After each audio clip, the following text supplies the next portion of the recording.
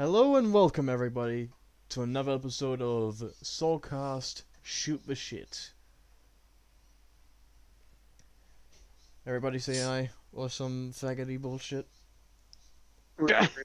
Uh, More. That's a word Hello? for it. And just like that weird Well. meme monetized for life. Well, hmm. Well, that isn't unless you give us permission to use the word, Terry. Well, Do you? No. Haha, what's weird now?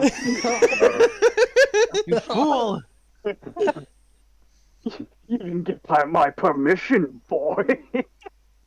Take your cross away.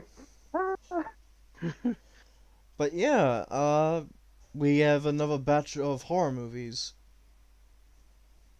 Yeah, this time, well, it's the same amount this time, but at the end of it, we actually watched sequels from some of the movies from the first round. So, oh god, let me, come on, get over here.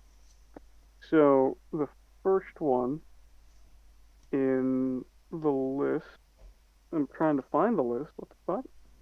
Where did it go? Give me a second. I literally sent you the list. I know I got it right now. Okay, so this round I wanted to show you all because you all were spoiled last round. This round I made you all sit through some shit. It actually didn't turn out to be that bad. Most So of them. in Seminoid, this is a sci-fi based movie. I can't even say much on it without giving anything away. It's So not I great. guess we'll do rankings. From we'll go in order to what's shown on screen. So It's kind of like Alien. Let's. Soul, can you check your DMs real quick? Sure. what's the order on the stream for all of us for you, Soul? Well, I have them all sorted out, so I I'm guess talking about us. Oh. Talking Like, about what do us. you what do you mean? What There order? it goes. In order going down the line. Who is first and who is last? Oh. Very simple. Oh. Right is at the top, Oh, and then me? it's Soul, and then it's you, and then it's me. Yeah, that's why the reason I was asking is because that's the order of our ranking. We say what we Shit. thought of it, like we did last time. I Hmm. forgot one thing. What did you forget? Please tell me you didn't forget to click record. No, He no, didn't. it's not It's that. going. Ah, shit. The overlay is the new overlay is too small. I need to fix that. Mm, Not midstream, buddy. don't show it on the stream, obviously. But I guess while he's fixing that, I guess we can say our rankings going in order. Oh, So that'll be Okay. right. You first. I think my ranking was a 6 overall. Mm-hmm. Okay. What about but- you? What the rest of it? Soul, what's your ranking for Inseminoid? I don't remember. I think it was like like a 5 or a 3. Some like 4 or 5. Oh God. And wait, who's at the end? Is it me or you? It's Jay? you next. You're next. Oh, okay. I gave it I gave it a 6. I gave it a 5. Oh God. Okay. Since mine's the highest, I guess I'll. Well, mine and rides are the highest, so I guess I'll go. I liked it. There's a lot to like about it. The story is iffy, but the sets are really good. The sets look really nice.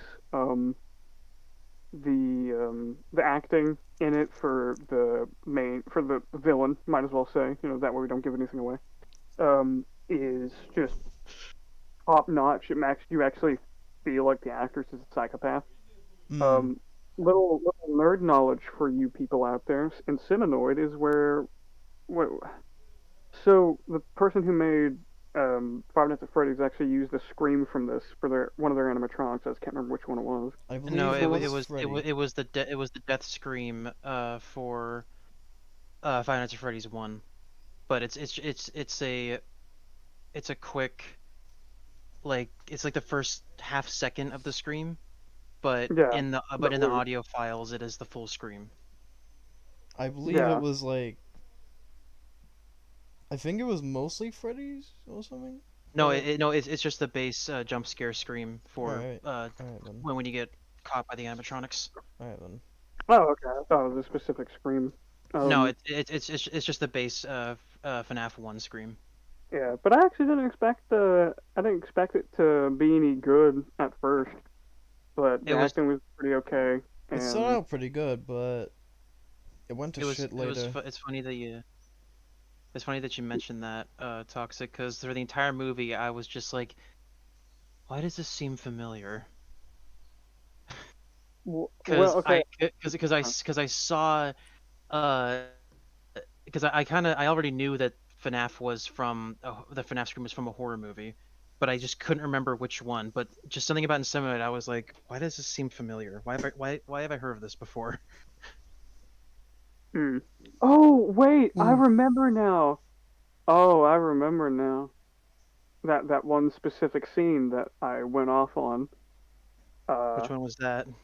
the one that I was Oh, I so think I know what you're at. talking about. Yeah, yeah. So that actually might lower it down two pegs for me. They could have ended the Mm. movie right there. They could have fucking ended the movie right there. Um, it wasn't horrible. Like most of the MCU films are just way worse than any of these films on on the list. But um, yeah. I think I'd change my score and give it a 5. Just because of that one fucking scene. Again, there's so much in it that is useful. Not useful. That you can Solid. use. You can Unique. yeah, unique and solid. There's a lot There's a that lot of you good can. stuff that's like well put together in the movie, but you know, Yeah, like again, the sets look like it's for a movie of a higher budget, and it looks really nice. Like, yeah, like that's how I feel about it too. There's good elements, but the overall product just the bad just drags the rest of the good down. Like, I love the way the spacesuits look. I love the way the uniqueness of the like ship design. I love Yeah, all of it, Mm. but I just feel like as the movie goes on, it's just a downward spiral into bullshit. yeah. The people in it are Yeah. retarded as well. Like constantly holding back from, doing what needs to be done, let's Yeah. say. Hmm. We're trying we're again this like the last shoot the shit, we're trying to minimize spoilers. Ooh. Mm. Sorry, I was yawning. But yeah. No, you're not allowed to yawn. Perish. Damn. Damn. Fuck. Um. So. Hmm. Yeah. I'll let somebody else talk because my brain is melted. but yeah, I mean, there's not I have a lot of I think there are a lot of good things in the movie, but unfortunately, as we've all stated, there's too much bad in it to be, to be given anything higher than a 5 or a 6, in all honesty. I cannot in good faith call it a truly good movie when it's got so many issues.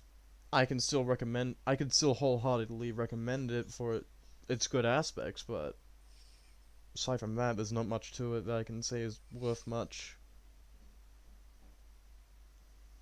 Yeah. But hey, you'll definitely get a kick out of the some of the effects in production if you're yeah. like into that and all that.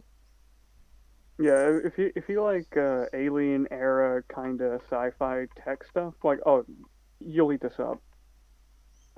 Like the technology in it is like old school sci-fi, and it makes it look really nice, makes it stand out. Retro Versus like sci-fi. Yes. Well, no, retro sci-fi is like black and white. Well, It, Mm. it's I mean, in it's well, terms of yeah, the alien style. it's yeah. a No, I get form it. of I get retro it. sci-fi, so Yeah. the term has grows broader and broader as time goes by. God, I fucking hate modern sci-fi stuff. It's just all the same. Like the technology and stuff doesn't look different from movie to Everything is movie. holograms. All the holograms are just like generated out of anywhere. It's all that nonsense. All the ships are Mm. fucking smooth. There's barely any greebling most of the time. Why not flying TV monitors? That'd be cooler. You know what? Better yet, servitor skulls. No, Yeah. The I'm whole not gonna aesthetic is lobotomize built the crew around just so we can have a cool skulls. skull. The I'm not gonna TV lobotomize the crew just so we can have cool skulls flying around. is surrounded by is in the mouth of a skull. The headlights are the eyes of the skull. So on and so forth. Wait, headlights on a TV? No, the headlights on a flying car. Oh, okay. I was about to... Oh, you turn on the TV and it just blinds you. I can see everything now.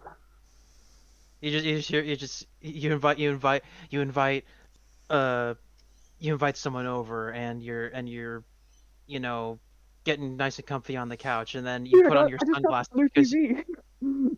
I was not done. And then you put on your sunglasses and the other person says, "What do you do?" And then you turn on the TV and they immediately go blind because they weren't prepared.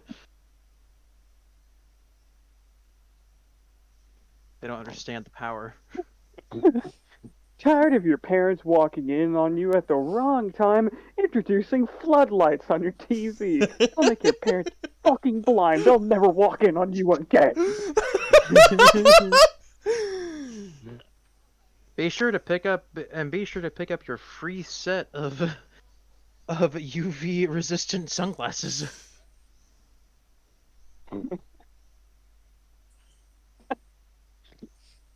Yeah, I think we're done with Seminoid. It's just like Same here. that's really all there is to talk about it.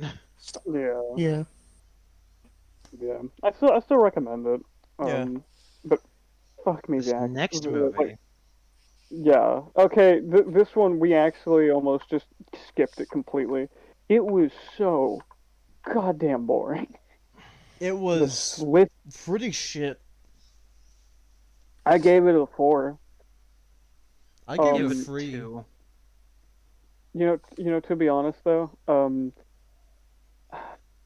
I do like that some of the characters in this are just very competent. Because the scene where like Right, we didn't see what number Wright gave it. oh wait, hold on. Oh. Yeah, we just went completely out of order. Shit. Yeah, you're toxic. You can't even conform to your own rules. Listen, I'm doing like 10 different things right now because I'm crunching for things. I'm so sorry, my friend. I think It's it okay, was a 3 Terry. for me. We It's all okay, make we don't very mind if you are a horrific, prism. dramatic mistakes that could kill the show. But We all make horrific mistakes that cost the lives of thousands. It's normal. It's natural. It's like, what? they call it violating the Geneva Convention. I call it Tuesday. I almost spit out my drink. Jax, It's have not you that funny. Jax, have you met Call me out of guard. Jax, have you by perchance met someone named M. Bison? Is this like, Shut up. That wasn't what that was. I didn't mean to reference that quote. I was just like, hey, Tuesday. That's an average work day. dude, I downloaded that. I downloaded a clip of that, and the file size is literally 666.6 kilobytes. The day M. Bison graced your village was the most important day of your life. For me, it was Tuesday. And for Anyway. me, it was Wednesday. Why did you add on Because to I it? live upside down. Because I live in Australia, and I live a day ahead of everybody else. Except for Japanese. We They're live on the always same ahead. wavelength. Because of you people getting involved in the Second World War. Oh, he cut up. You cut out. But I do love my Walkman. You cut out for most of that. I did. Yeah. Yeah. Scheisse. The only thing we heard was because you Because of you people, because of your people getting involved in the Second World War, I can't visit my daughter anymore. That's why I'll never forgive the Japanese. Love Wow, my you did I it love again. how we're talking about literally anything else other than the movie. Gosh, Yeah, no, it was that Yeah. boring. Like we had Like, to there's force just- ourselves to watch it. The only Didn't kind it thing I take us, can like, say 3 about it nights is to that watch this? the monster One suit at a is. time. Sorry. Didn't it take us like 3 nights to watch this Yeah. movie because it was just 2 so nights. bad? It took us 2 nights, but it took us 3 to just go back to it. Hmm. Yeah. Because it's so like the I can't even put into words how boring it was. It was just painful. It's a But total you know what? nothing I'm actually burger. going to spoil the end. No, stop. I'm going to spoil the end because this movie, you don't need to watch it, okay? It doesn't Never deserve watch it. this So- movie at all. Never watch Spawn of the So- Slith. You will be a much better man for it, or woman. Main character and boatman are out, out in the water trying to find it, and somehow it just gets on. Okay, oh god, do you remember? Like the dude was like at the nose of the ship, and somehow the Slithis like snuck up on him and bitch slapped him so hard he hit like the side of the boat and bled out. Yeah, Do I you remember that? He Oh gets my launched God. and he bonks his head and he goes, "Oh." I apologize. Huh? Just ignore that person that just came in here. For the love of God. No, just, we didn't hear. Just pretend that didn't We happen. didn't hear anything. We What didn't the hear hell are you anything. talking The about? audience will. What do you You mean? sure? Yeah. Oh, you didn't mute. You didn't mute anything. Doesn't your headset have a mute button? No, I have to literally flip up my microphone to turn it off. Oh. Well, we didn't hear anything, so you're fine. No, the audience did because it doesn't have noise suppression. Oh, Uh, OBS. Oh. scheisse. Sorry about that, everybody. Anyway, but yeah, no. So they kill it, right? Or at least they think they kill it after shooting it with like 4 different rounds of shotgun shells, and oh my god. And the thing that does it in is shoving like a small anchor into its chest. It lays there. The 2 survivors, main character and boatman, sit there, and the boatman just randomly goes, "We need to put it back in the water." It's like, what do you mean? Like, we need to show this for evidence to show that none of us were crazy. And he's like, evidence for what?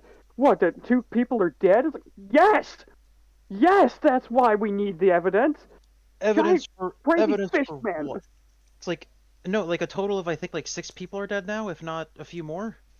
Oh, well, okay. Let me see. Well, they specifically need to show that they didn't kill the other 2 that were on the boat with them. That's what I meant. Like, they need to show that. Yeah, they I was actually didn't- about to state that, but you took care of that for me. Thank I you. believe it was 7 deaths in the movie. Yeah, like some of them were just sudden deaths, and the other ones were supposed to be like written off as cult killings. Mm-hmm. Oh yes, because a cult will definitely break into someone's house. Yes. They do. Well, no. Actually. Well, no, they did, but like With the thing no is fingerprints. with cult killings, they do it in a specific way, because they don't just walk around and kill people. They grab them up and do like ritual bullshit. But there was no ritual bullshit. Also, there would be fingerprints everywhere, and more Exactly. footprints. So the boatman basically just says, "We don't need to prove. Just kick it in the water. It's best for everybody." And it's not. It really isn't. So they do kick it into the water, and they start, getting up. fucking thing comes back out of the water, grabs the like main character's ankle, and he starts screaming, and that's where the movie ends. This movie is garbage. I forgot about that part. Yeah, So boring. we don't need proof. It's like 2 dudes died on the boat that you are in charge of. You need proof. And you both are probably dead now. Yeah, they're both dead because they let it go. Let's stop talking about Slithis and go on to the next one. And let's talk about something more important. It's We called have Deathfall. I'm Yes. Brain sorry. Dead, Reference. or Dead Alive. Oh, It's a little bit it confusing, feels like- the title situation, but this is actually a really, really good one.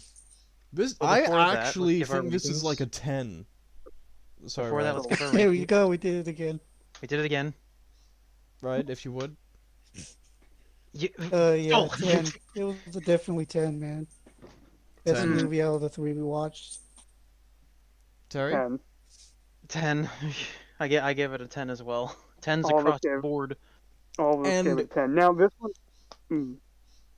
Yeah. I will recommend this movie on several levels as either horror, comedy, Mm. but I also as a little bit of film history in a way, because this was Peter Jackson, one of Peter Jackson's first movies. Yeah. Yeah, this one is technically a black comedy. It's not a dark comedy. It's not a horror movie, but the level of effects. Holy Insane. shit. Also, Yeah. when The we roof found out part? that Peter Jackson directed this, we all lost our shit. Yeah. To think Oh that this my is what God. he did before Lord of the Rings. Mm-hmm. Worse is that we knew that it was like filmed in New Zealand, so like in my head, anytime they were fighting zombies, it just played like the Shire theme.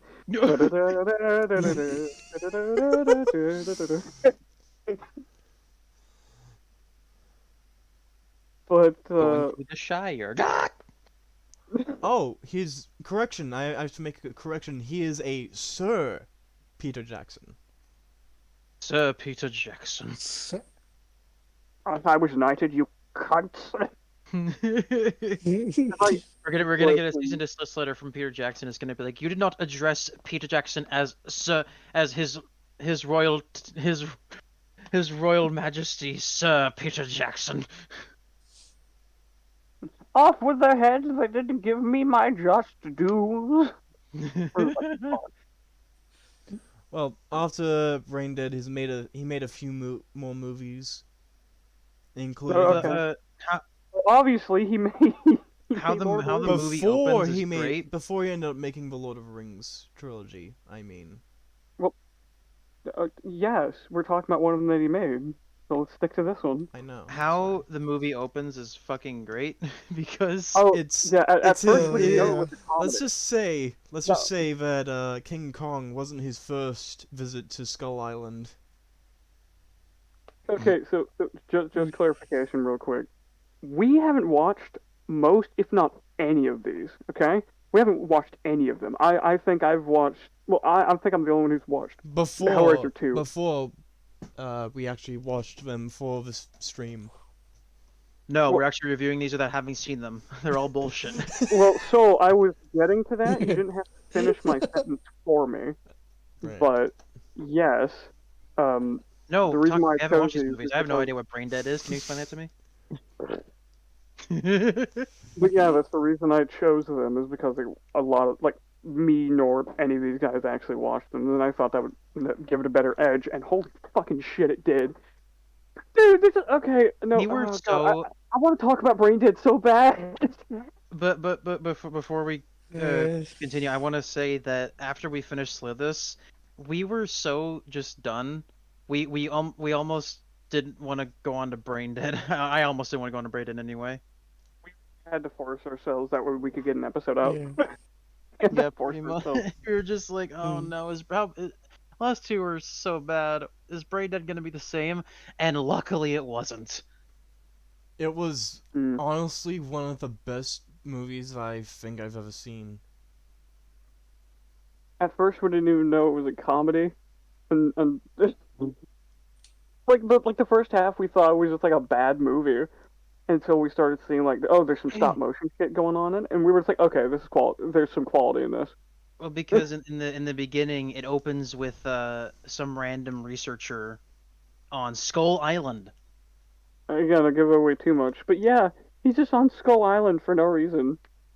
Well, he is there for Well, some reason. he's on it for a reason, but We're just not telling you you, yet. you get what, yeah, you get what I mean though. There's nothing else to do with Skull Yeah. Island except for it showing up in the as text. That's it. Yeah. I mean, there might be something to do with the actual deeper lore of the Skull Island from King Kong, but who knows? I highly doubt it. But Brain yeah. Dead is Peter Jackson's fan fiction of him wanting to write for King Kong.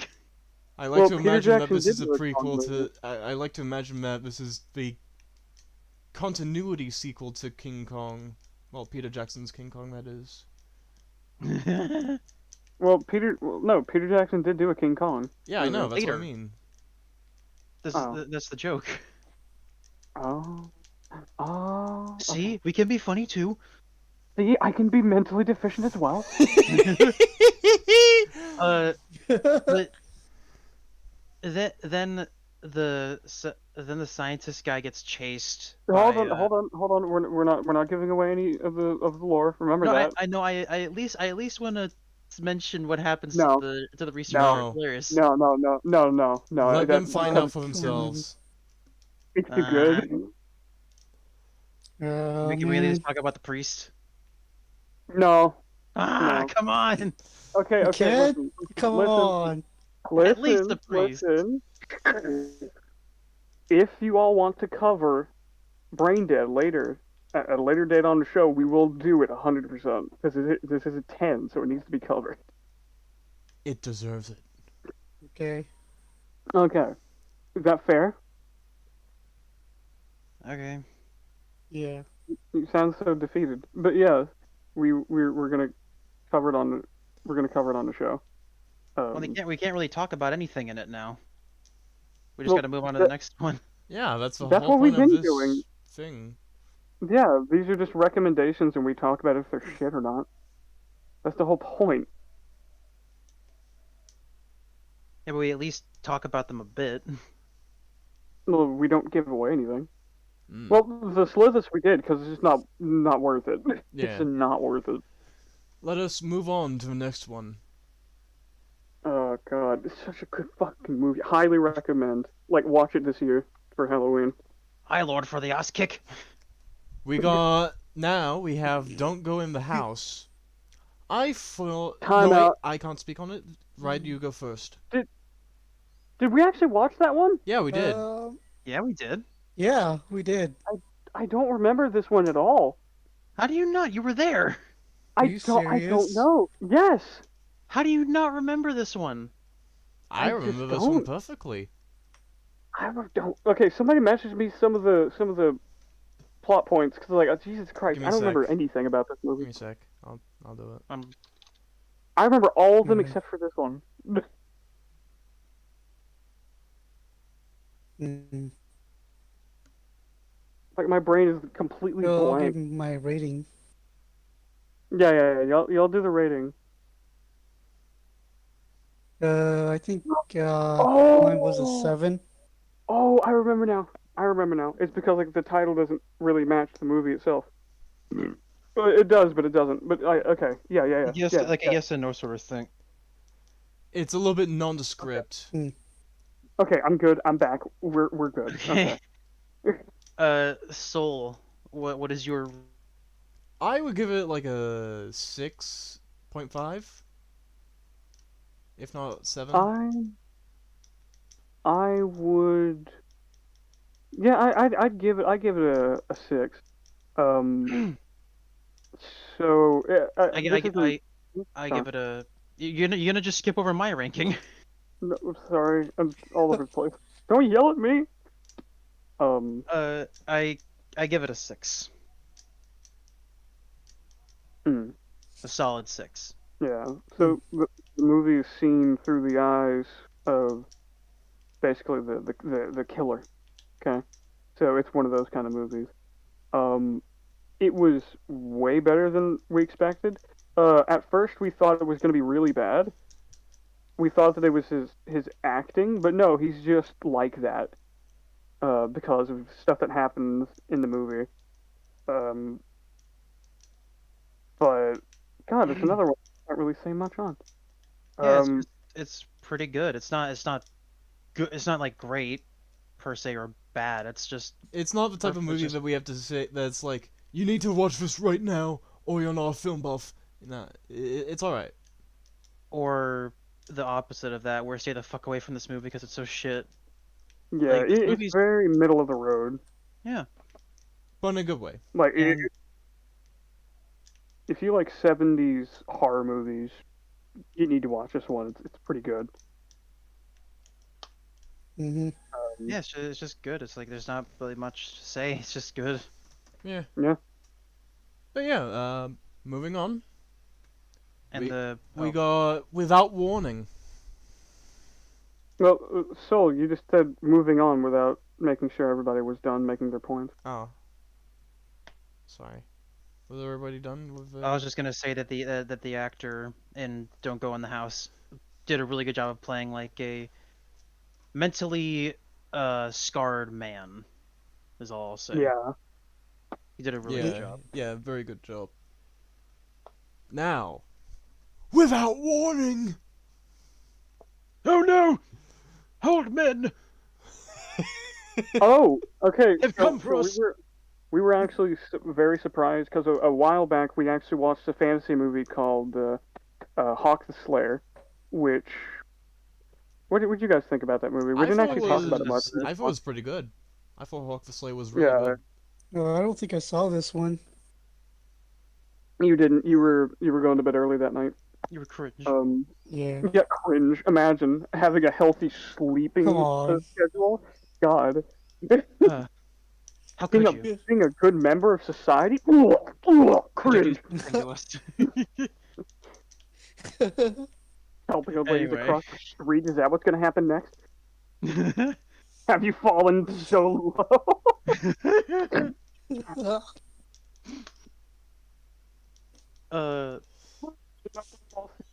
So the reason I brought it up though is one of the characters in the movie actually played as the villain in that movie, which by the way, he makes that movie what it is.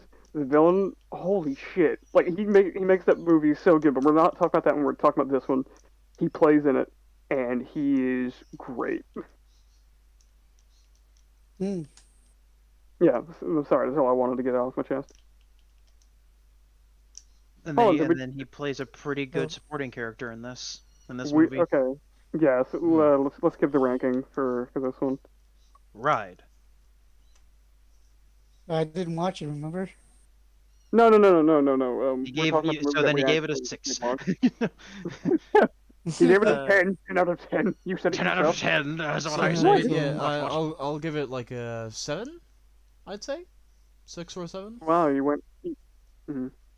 Oh wait, no, you're in next in row. I'm sorry, I'm retarded. Toxic.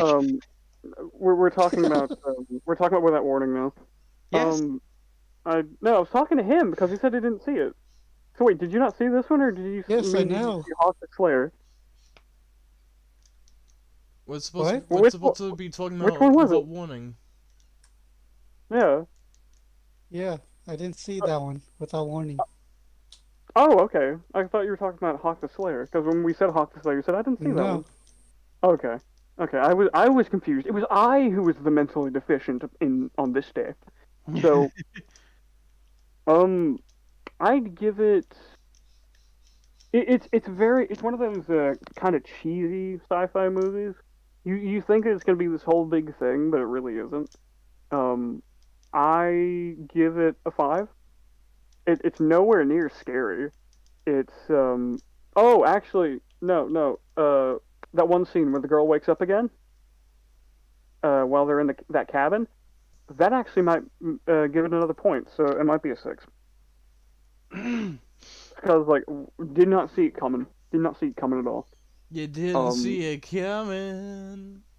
Just to give like a brief overview without giving away anything, if y'all want me to. You'll see that my mind is too fast for eyes. You may if you Too wish. fast for eyes. Nice. Oh, wait a minute. Huh? Oh, I remember now.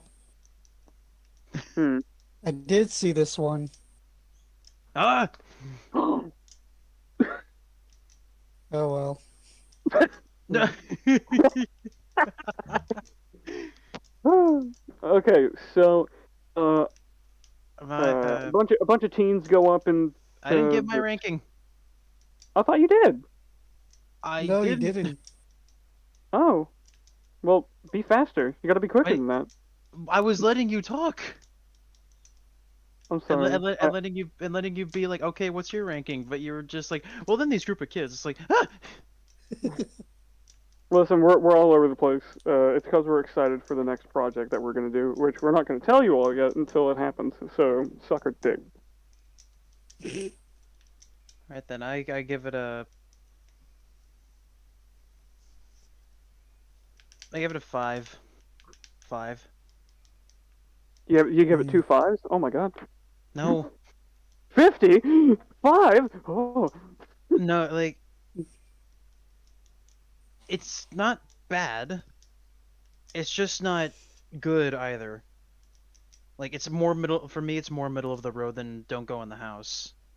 Yeah, there's less good in it than there was in Inseminoid for me. But again, the cabin scene where she wakes up, that one I actually did not see it coming. Kind of spooky. Real that was very good. spooky. But it's not like I would recommend this one. So basically, it's these teens that go out of town into the sticks for just hanging out, and things go wrong, and a bunch of people start going missing, and They do the hoinky squinky. shut, shut, but yeah, that's about all I can say without giving it away.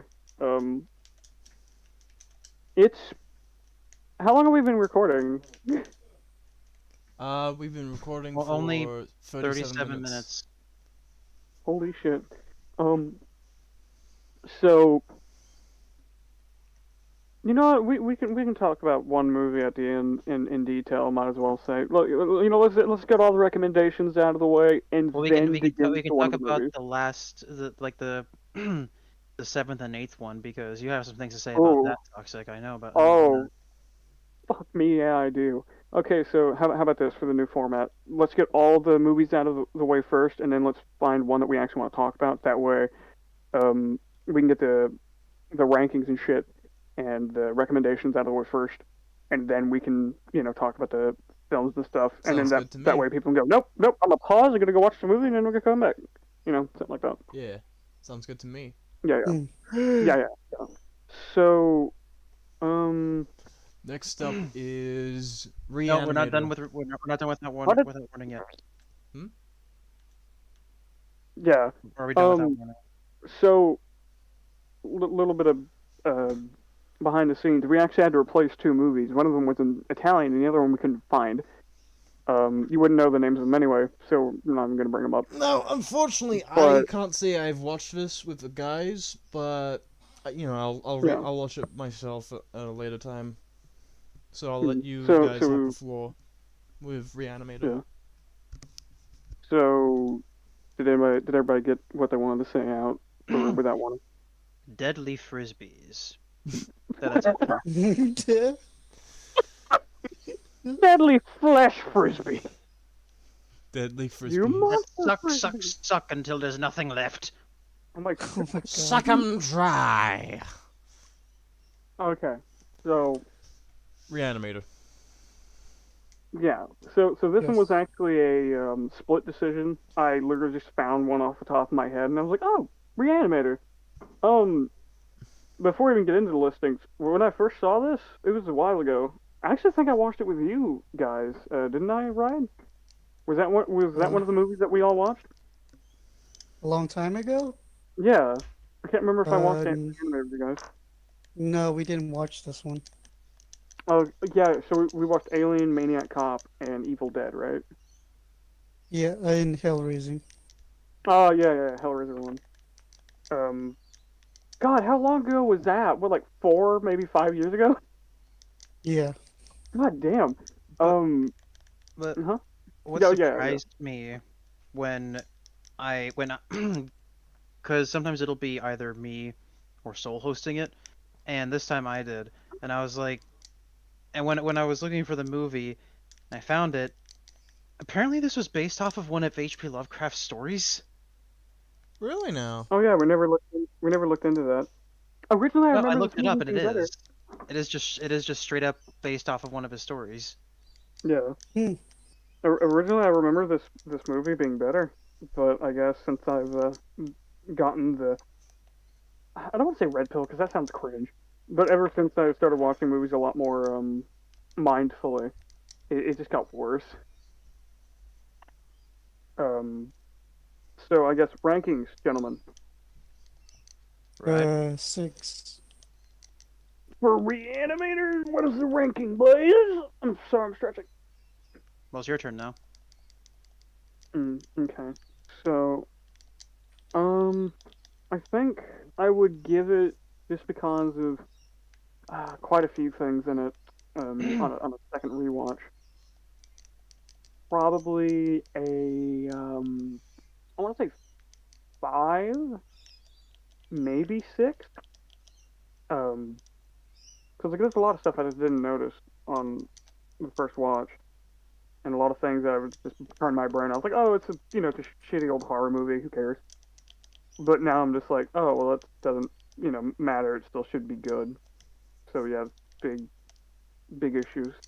Um, yeah, I think I'd give it a 6.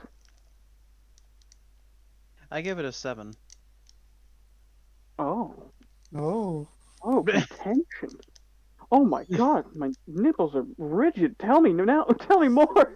It's mainly it's mainly because the actors just look like they were having fun. Oh yeah. The guy Yeah. who acted for West. Oh, you could tell he just had such fun. Like the final showdown scene when he walks in. Mm-hmm. Yeah, like all the actors just look like they're having such a blast. Just being these characters. It's all you always have a good time when the actors are, except for when the script is horrible. Hmm. Yeah. So that means you lied to me. Only I mean, partially. I You enjoyed lied this to I enjoyed me. this movie. I thought it was funny at Yeah, times. it was pretty good. Also, the main like I guess suspicious guy. Uh, he does a fantastic job. Yeah. Yeah, he did a really good job. I feel What the West? same way with him that I do about the main character of Don't Go in the House. Like they just both play their roles so well. Yes. Hmm. Yeah. Um. Yeah, I definitely agree. Um. I don't think I'd recommend the other two movies though. Because after like what happened in the first one, I don't really think that I would recommend any of the other ones because I don't think they should have happened. But yeah, it's like why would he? No, I can't say anything. Can't say anything. Not right now. Wait, there are sequels Um, to Reanimator? yeah, there's 3. What the fuck? Dang. Um, so is there anything else that we can say on it without giving anything away? Mm, The cat's out of the bag. Shut the fuck up! Wow, wow, wow! What? Just the cat.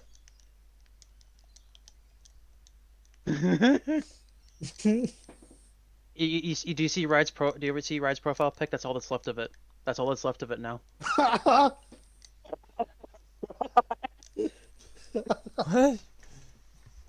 That's all that's left of You it. you won't get it, Soul, because you're not like one of those. You're a smart man. We're a dumb man. All right. So, Oh, you man. you guys ready to move on to the next one? No, please no. We're moving on then. Nah. Now we have Hellraiser 2. And what a Oh, goat fuck this is. We already have God, our two no. verdicts from Ride and Toxic right off the bat. Out of 10.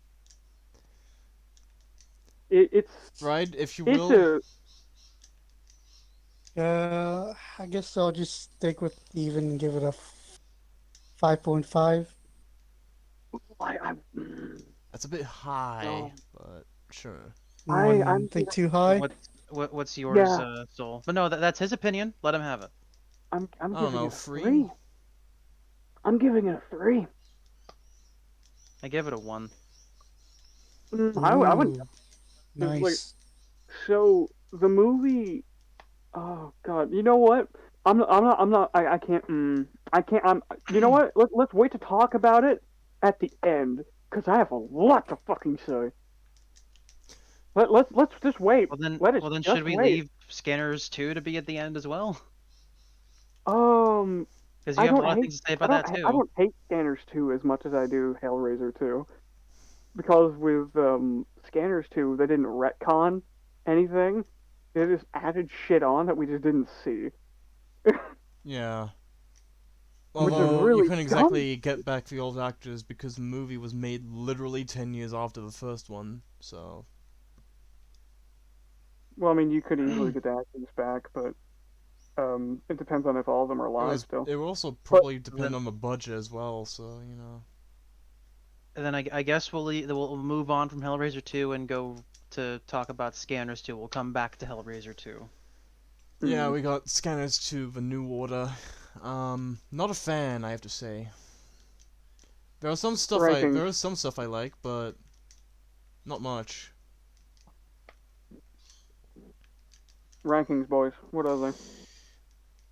Right. 4. 4.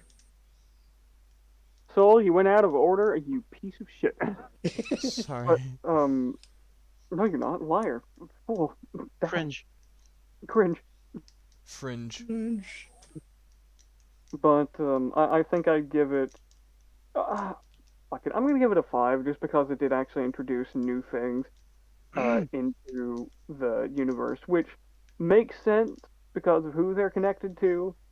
Um, but the fact that they just waved away things that happened in the previous movie by saying, "Oh, well, yada yada," and it doesn't need to be explained or some shit. I hate that, and it pisses me off. I give it a 5. There's Mm. good parts. Doesn't save it. Yeah, there are good parts, but oh god, there's so many inconsistencies. Like I'm not gonna say who does this to who, but uh, um, one person overpowers one person during like a little training exercise, and the other person is trying to actually kill this person that overpowered him. But and later on, they do the same thing, but that person that overpowered that other person with no like extra buffs or anything is about to kill said person that was stronger. But then later uh, It feels like it's a lot of stuff was cut out of a movie. yeah, that too. It actually does feel like a lot of things were cut. Also, main villain's master plan shouldn't work. Yeah, it really shouldn't. In the grand You scheme know of what? things. You know what? I'm giving it a 4. I'm giving it a 4. Honestly, I'm gonna change it because 5 is middle of the road. Um, and this just no. I hated this movie, and there's still there's still 3 other movies after the second one. Yeah, Scanner Cop. Yeah. Scanner Cop. Scanners free. Scanner Cop. Scanner Cop 2. Scanner Cop. But hey, that's a reference to what happens in the second movie. You dumb bitch. All right then. Shall The we? So, hospital So, room scene. so aggressive, so aggressive. have we all said everything Yeah. that we want to about Scanners 2? Scanners Yes. 2, Superman, but with extra steps. Alright. No, no. We Mr. Origin have Story. the Texas Chainsaw Massacre 2. Well, part 2. Burped. Again, you try way too hard. This one, holy shit. Big improvement. Rankings. Ranking, yeah, Rankings. rankings right now. Same. Rankings, Yeah. 7. Only 8. 7? Okay. 8. Well, dude, 7 is still a really good score. Toxic out of order. You Wait, yelled what at do you- Skull what do you before, now mean? you've gone out of order. No, he gave his like. No, you gave. gave mine, no, didn't you right. gave yours Oh. before I did.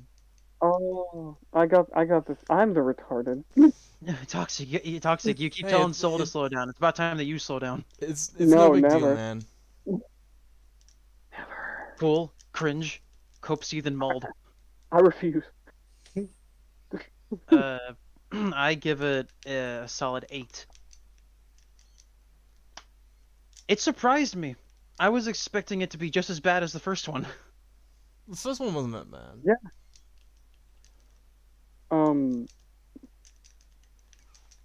We have to Yeah. remember it's because like everything just went downhill. Hmm. Yeah. the end. Well, okay. We did talk about why it did go downhill. It's not really a spoiler. The final survivors sitting at the dinner table with them, and they're just screaming. They're Constantly. screaming. But they do the same thing in this movie.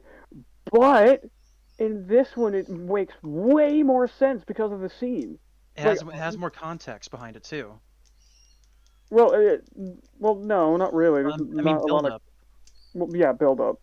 Way more build up to it, and it flows better. It feels better. What's There's actually a surprising? reason What's also to scream as much surprising as is it was. that. Soul, Toxic is talking. Sorry. You know, there's just way more reasons for her to just sit there and lose her fucking mind, and it was just way better. Just way better. Yeah, and there was by Toxic's own admission a genius writing No. by the writers. Okay, so there was a thing at the beginning, and I thought it was really cool. It's like, oh, you can write a bunch of more stories just Hang because on of a this, sec. and then they just kick that in the balls. And I was like, oh, fuck. Sorry, I heard something. But yeah, it's just a lot better. It's better paced. Yeah, it Like is. it just works better because in the first movie, I think we can all agree that the cast just felt too big. I don't think it was too big. It's If- just like a lot of them weren't categorized. It felt really disjointed in a way. Not characterized. Again, I don't think it's disjointed. Just a bunch of kids going out to Texas, and then, the movie, whatever, Well, how things proceed with that is just the pacing was. Yeah, weird. the pacing was really bad. I think the cast was fine. It's just like the killings in this movie, like part one, was just, I don't know. It felt like it was missing something, Yeah. I have to say that Yeah. Texas Chainsaw Massacre Part 2 feels like a better remake of the original. Yeah, it's just way more expanded. It's bigger. Just all around better. It feels bigger despite having a smaller cast all around. To me, Well, also had a larger budget too. Mm. It made a to shit me, ton of money. it feels like it feels like the people who made Texas Chainsaw 2, it feels like a sequel remake in a way. Because it is a sequel, it is a continuation, but also it's a remake because there's a lot of similar scenes and stuff that happens in the first movie compared to the first movie. Yeah. So at least to me, it feels like they got the budget to make the movie they wanted to with Texas Chainsaw 1. Yeah. Like, to be honest, I don't see what the big deal was about part one after watching two. Like, I just don't. Like the hype and the Yeah, classic scenes. I don't get the hype because like a bunch of my family members, it's like, oh, you need to watch Texas Chainsaw Massacre one, and they kept telling me that for years, and then I finally did, and it's just fucking bland, honestly. It's like corpse starch. Yeah. There is some really dumb stuff in part two. Do not get me wrong. There is just some absolute fucking bullshit, but It's it doesn't we're a little ruin bit more the film. lenient with it because of the actual tone the No, I'm movie's not. going for. I'm not le- No, I'm not lenient with anything. What do you mean tone? It's the same tone. It's a black comedy. Murder. Part two isn't a black comedy at all. Well, there's some comedic scenes, but that doesn't mean it's overall a One of black them is comedy. one of the killers is a psychopath, and the other one is a giant mentally deficient man with people's faces on his face. Hmm. I don't find any of this to be comedic.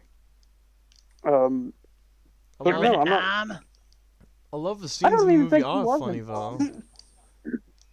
You heard Well, yeah, ours. there is actually some pretty. No, yeah, there are some pretty funny scenes, but only because we just fucked up. Hmm. Yeah, like this Oh, was a pretty good movie. yeah. I actually recommend part two over part one. Um, you could literally just watch clips of part one on YouTube, and you get the same effect. Yeah, pretty much. The only good the only good scenes in my opinion of part 1 are the first scene with the hillbilly man, Hmm. and then maybe one or two after that. Yeah. I really Uh, want to talk about a very specific scene in the movie, but I can't because I don't want to spoil it for you guys, the audience who hasn't seen the movie, presumably, of course. I don't know. I don't know. Maybe some of you here have, but I love this movie. Maybe a little too much, okay. but you know. So, I think excuse me. I think we're at a good spot now where we've talked about all of them. We've given our rankings. We've told you which ones that we actually recommend without giving away anything. So, past this point, it is us talking about the films, which we should have done last time. Um, so, if you haven't seen these movies yet and you want to actually watch them and you don't want to hear us talk about them, fuck off. Pause the thing. Go watch the movies. You know how to find most of them. Dun, dun, dun, dun, dun, dun, dun, dun, dun. Sorry. Um, pirate song. Um, Most of them you know where to find them, either on streaming services or other services. And yeah, just go fucking watch them. Okay, we're gonna start talking about the films in three, two, one. Yay! Now we can talk without restriction. So, which do we want to go with first? Inseminoid? No, let's talk Texas Chainsaw Massacre first Alright. because we're still talking about it. Might as well, not break the flow. Yeah. Yeah. Um, I'm still not gonna talk about my favorite I, scene l- regardless, because I just don't. I love the dad. Mm, Like like when the man comes down with the chainsaws and shit, the father just thinks that it just doesn't cross his mind that someone found them because they're serial killers. No, he just thinks that somebody somebody sent somebody else to whack him or whatever because of his chili. because They ain't gonna get my chili. he he thought somebody sent somebody over his food, not the multiple murders of 15 years. Oh yeah, Oh, that's a bit of a genius writing aspect that Terry mentioned had. shut up. So, so at the beginning of the movie, they said that the girl at the end of part one got away, and when she told them about the scene, they could never find the house, which is retarded to me. How could you not find a farmhouse? Like, oh god, like you can even find the business or anything, because like, oh, you could say, oh, well, he works here at this gas station. The gas station won't be hard to find. Oh, you figure out who worked at the gas station. This guy. Oh, where does he live? Here. You go there. There's the house. It isn't that hard, but they said they couldn't find it. Fuck it. Who knows? They probably burned it down and went somewhere else. Okay. Well, blew up with So, TNT. well, no, even then you would still be able to find where the farmhouse. God fucking damn it. So at the beginning of this movie, they stated that they couldn't find it, and for 15 years there have been multiple people that have said that this has happened, but they couldn't find proof or anything. So that tells me that people got away. Like after, like in the moment, I was like, oh my god, you could actually write so many, movies for this. Like, oh, 15 years of it. Let's go. But fuck me, I guess, because like the next few lines out of some people's mouths is because they're talking about the first killings. Because apparently, Cowboy Man, which is our hero of the movie, is like connected to one of the people that died in the first movie, and he's been looking for people who've had like these sightings of the people, and who survivors and stuff. So he's been looking at it for guess how long? 14 years. Then there goes my whole rant of like, oh my god, it's so cool. It's genius because you can put in like a bunch of different horror movies in the span of 15 years, and you could do so much with that. And then there's like, oh, you've been doing this for 14 years. Like, god fucking damn it. Step on my balls, why don't you? I'm vulgar. Well, But it's not like they ended up doing that anyway. I mean, yeah, we know now that they actually did movies in between. No, they don't. the They first- didn't do any movies that are set in between this one and the first one. Oh, they didn't? No. I thought they did. God fucking damn it. In fact, That would have been really interesting to figure out how they get to land and like what they did, how they got away. in fact, Also, I think it's hinted that I don't know why, but it seems like the cops are covering it up because Well- remember that one detective guy that came up and he was like very quick. He was very quick to brush it under the rug as like some sort of college drunk mishap. Oh, yeah. The line's like, oh, they just got Yeah. drunk. It's that time of year, football and all that. A bunch of kids coming down here, and oh, they got into a little wreck because they raising hell. And he goes, yeah, he was driving so fast that he sawed off one side of his skull.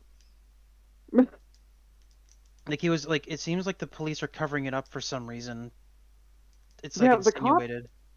Yeah, the cops Because are he- acting like he's a nutcase, but people have been coming out of the woodworks for years, apparently, talking about these people that are killing other people with chainsaws. So, yeah, I don't. seems Yeah, like I really didn't even think about. suspect, doesn't it? Yeah, this seemed really. Yeah. This seemed really suspicious.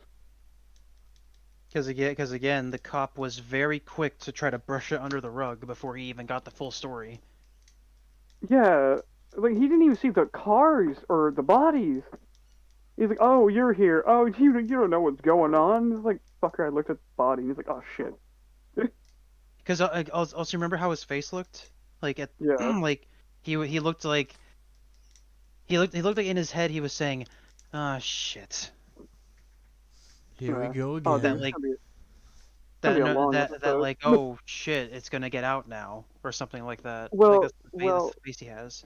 if you remember, if you remember, when he was getting into his car, Chad, cowboy man, was getting to his car, and the cop was like, "I have the authority to put your ass back on a plane to where you came from," and he just looks at him, pulls a cigarette, and he goes, "Son, I'd love to see that authority." Pops a cigarette in his mouth. We were just like, "Shit, let's go!"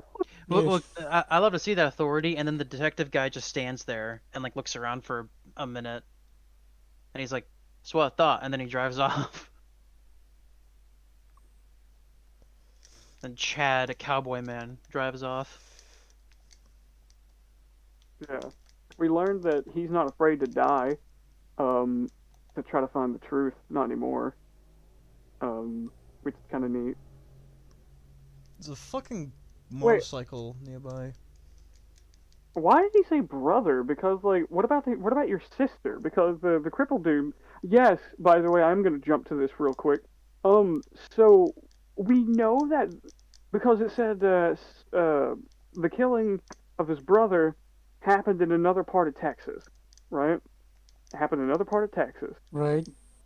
But oh wait, no, was it the sister that got away? Yeah, it was the sister. It was the blonde, right? Yeah, Yeah. the girl got away, not the Okay, guy. yeah. Never mind. She's still alive. Yeah. Sorry, I forgot. But regardless, we know that this is a new location. Obviously, it looks like an old abandoned, um, like I th carnival I place. I think it's an old like greenhouse facility Mm, Mm. because of the way the No, buildings look. it was a theme park. Oh, it was? yeah, it Yeah. actually looks like an old set of. It looks like an old mine that was repurposed into a theme park. Oh, That would fair enough. explain all the yeah, that would explain all the tunnels and caves and shit. Um, but that would actually be really cool. It's like, oh, it's like a mine that was stripped and was just turned into a theme park thing. Um, but so they killed that guy back in one part of Texas, right? The guy that was in a wheelchair, and then for some reason his body is here in this part of Texas. They just kept it. What did they do? Keep all the corpses?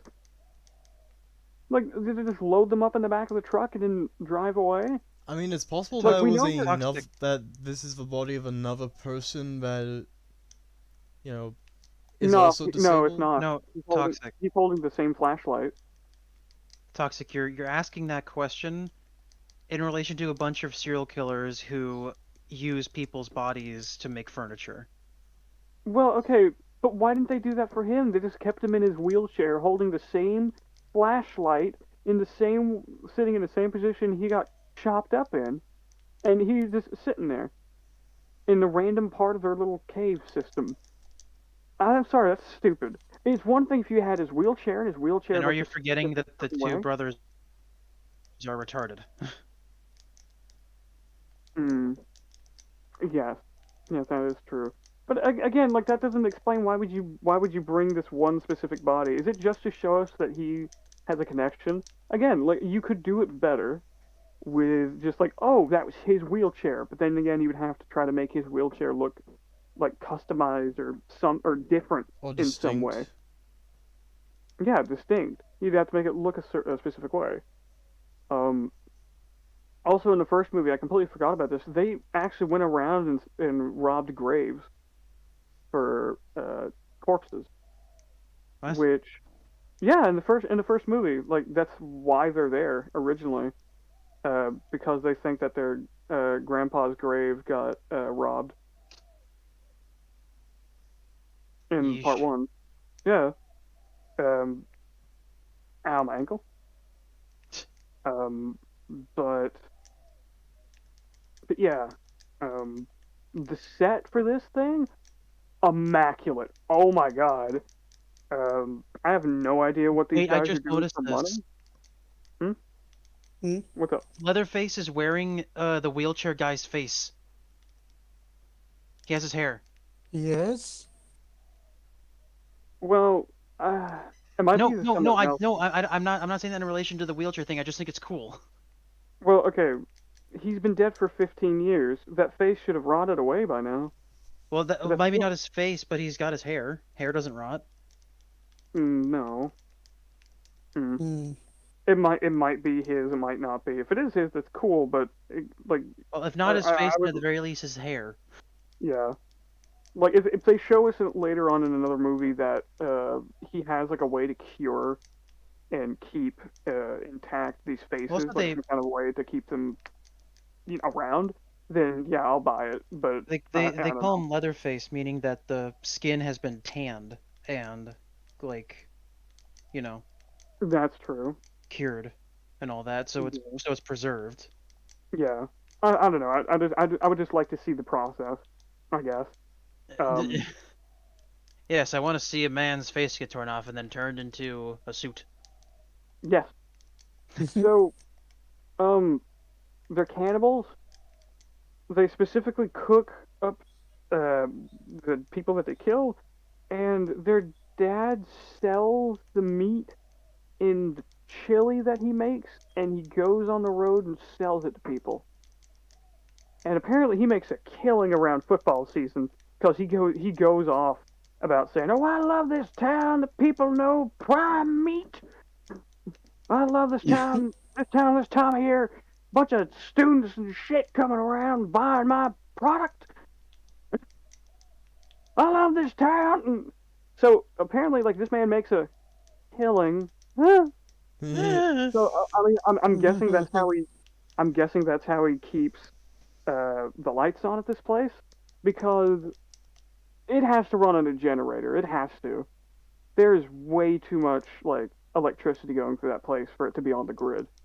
There's way too much because there are lights all the way down every tunnel. It makes it look like a what's a good example? The Grinch. As you said, Well, actually, yes, it looks yeah, the like live action Grinch set. It looks like if he was a psychopath, or better yet, if they found his summer house and they just took it over. And I made a joke during the movie, just like, do you think the Grinch got killed by these guys? Like they just took his house. I said, "What's too strong?" Well, yeah, and then Toxic said, no, he's much too strong. He probably just like, fuck it, and left. No, he stole it because he's fucking that one hot chick from part one or from the live action movie. Yeah, dude, he's like, "Fuck this! I don't need a summer home, dude. I'm getting blowed. Let's go." bro, I'm loaded now. I don't need to I don't I don't need need to to spend pay time with for these fucking leaf blowing. hooves. I'm out of here. I have a I don't hoe need to pay now. for leaf blowing. I'm getting a different kind of blowing for free.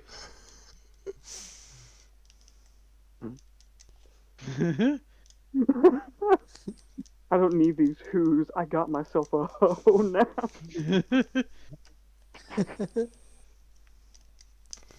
You Oh know my why God. Santa laughs like that, right? It's not because he's actually laughing. It's because he's calling everyone whores. Oh God, dude, the line from the live action Grinch movie. This is not pudding, and he eats it, and he's just completely fucking confused. Oh, that reminds me of this movie because like this is not chili. Hmm? This is not chili. Well, it is chili, but it's the meat Chili. specifically is not meat. Well, what is it? Would you like to know? Ugh. Oh, this has one of my favorite horror movie actors in it. I can't remember his first name, but his last name is Mosley. He played as Otis in The House of a Thousand Corpses and the other two movies connected Devil's to it. Rejects and something else. Devil's Rejects and Three from Hell. No.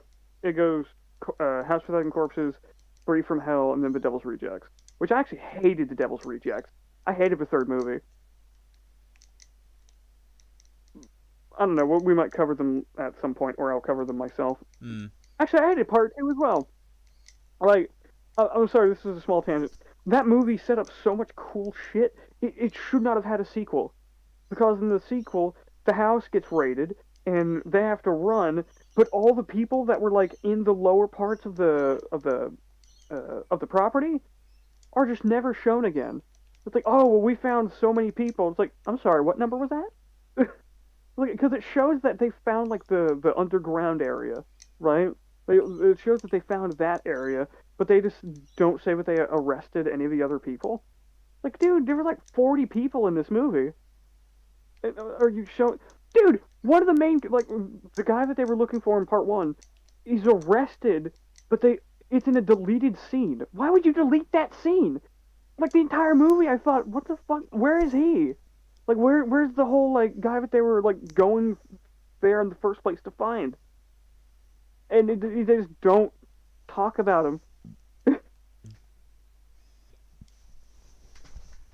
Anyway, I'm sorry. Like, that Uh, just bothers me. Like, you had a movie where there's a bunch of characters at play, and they're all killers. And in the second movie, you have the house raided, and only the main people that live in the house are the ones that are arrested. Yet you go into all these areas, find all the corpses, and find all the places where they're keeping bodies and such, and you just don't bring up these guys ever. When one of them is the reason why the movie is happening in the first place, and you just don't bring them up. I'm sorry, that's bad writing. Fuck you, Rob Zombie. Well, not fuck you. It's still part two was still pretty good, but fuck it. Anyway, let's continue. I'm sorry.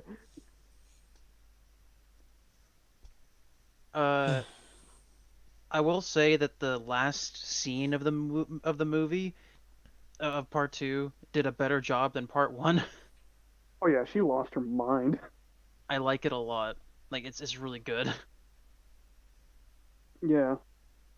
Um. Hmm. Yeah, like Well, I don't think we can really talk much more about it if we don't want to, get into super spoilers. I mean, we can talk about whatever we want now. We're past that point. Yeah, I told you we can talk to that Oh. limit. Let's talk about Thomas Shelby being really tiny. What the fuck are you Um, laughing at, Alfie? Tom, what the fuck do you do? I'm laughing at you, Tommy. And then Tommy leaps at him like like the baby in Like, a Chucky? in a fucking Brain Dead. No. Starts clawing the shit out of him.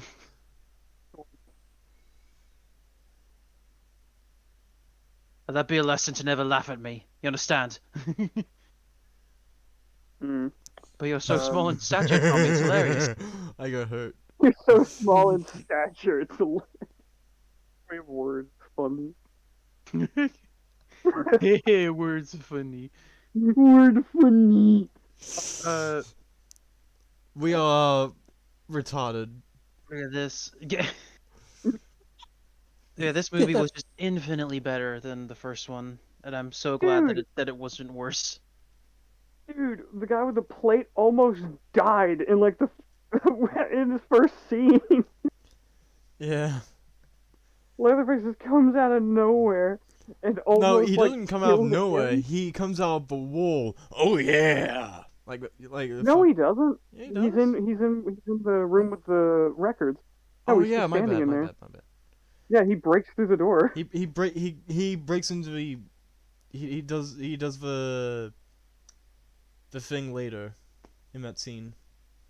Yeah, but yeah, he almost kills him, but he hits the plate that's in this dude's head. So this is the guy from part one. Right. Yeah, this is the guy from part one that like stabs his own hand, even though I don't think it's the same actor. I really don't think it is. I think it is. I have no idea. I'll look it up. It You looks guys like talk. the same actor. Mm. Yeah.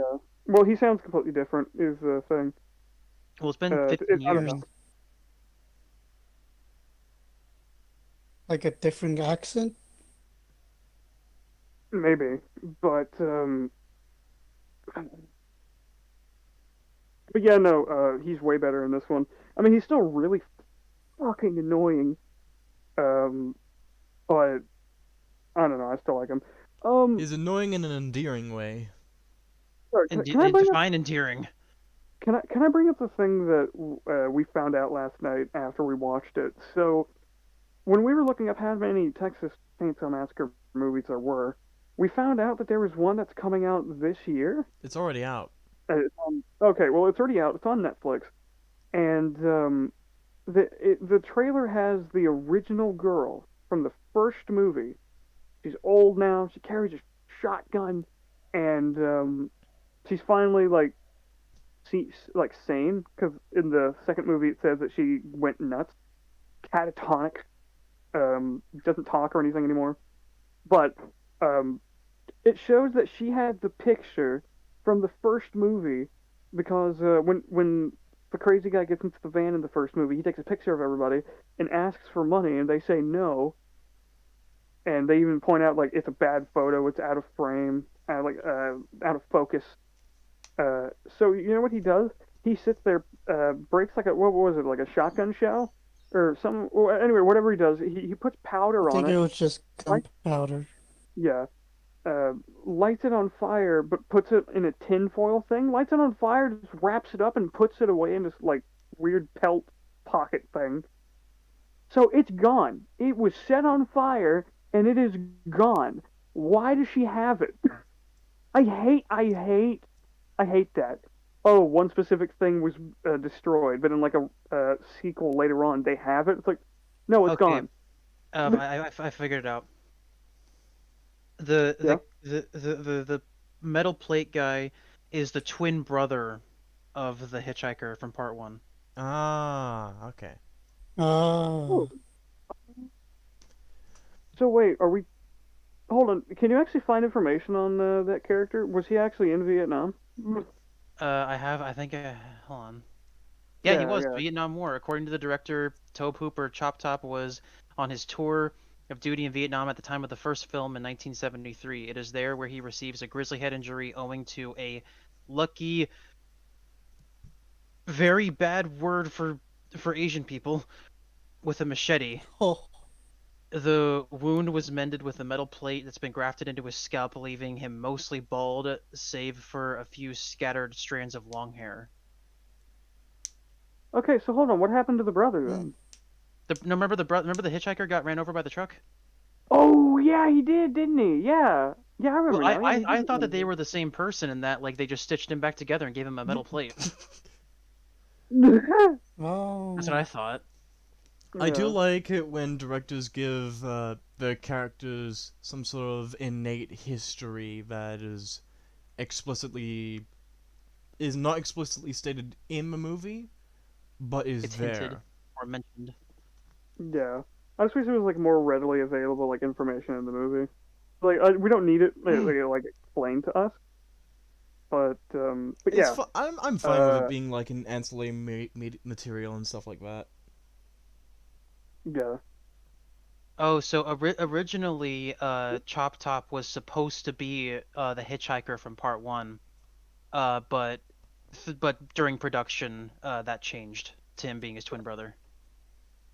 But in production, they realized that they run him the fuck over. Yeah, and turned him into, and then he turned into soup. My love then for he you uses- is like a truck. Berserker.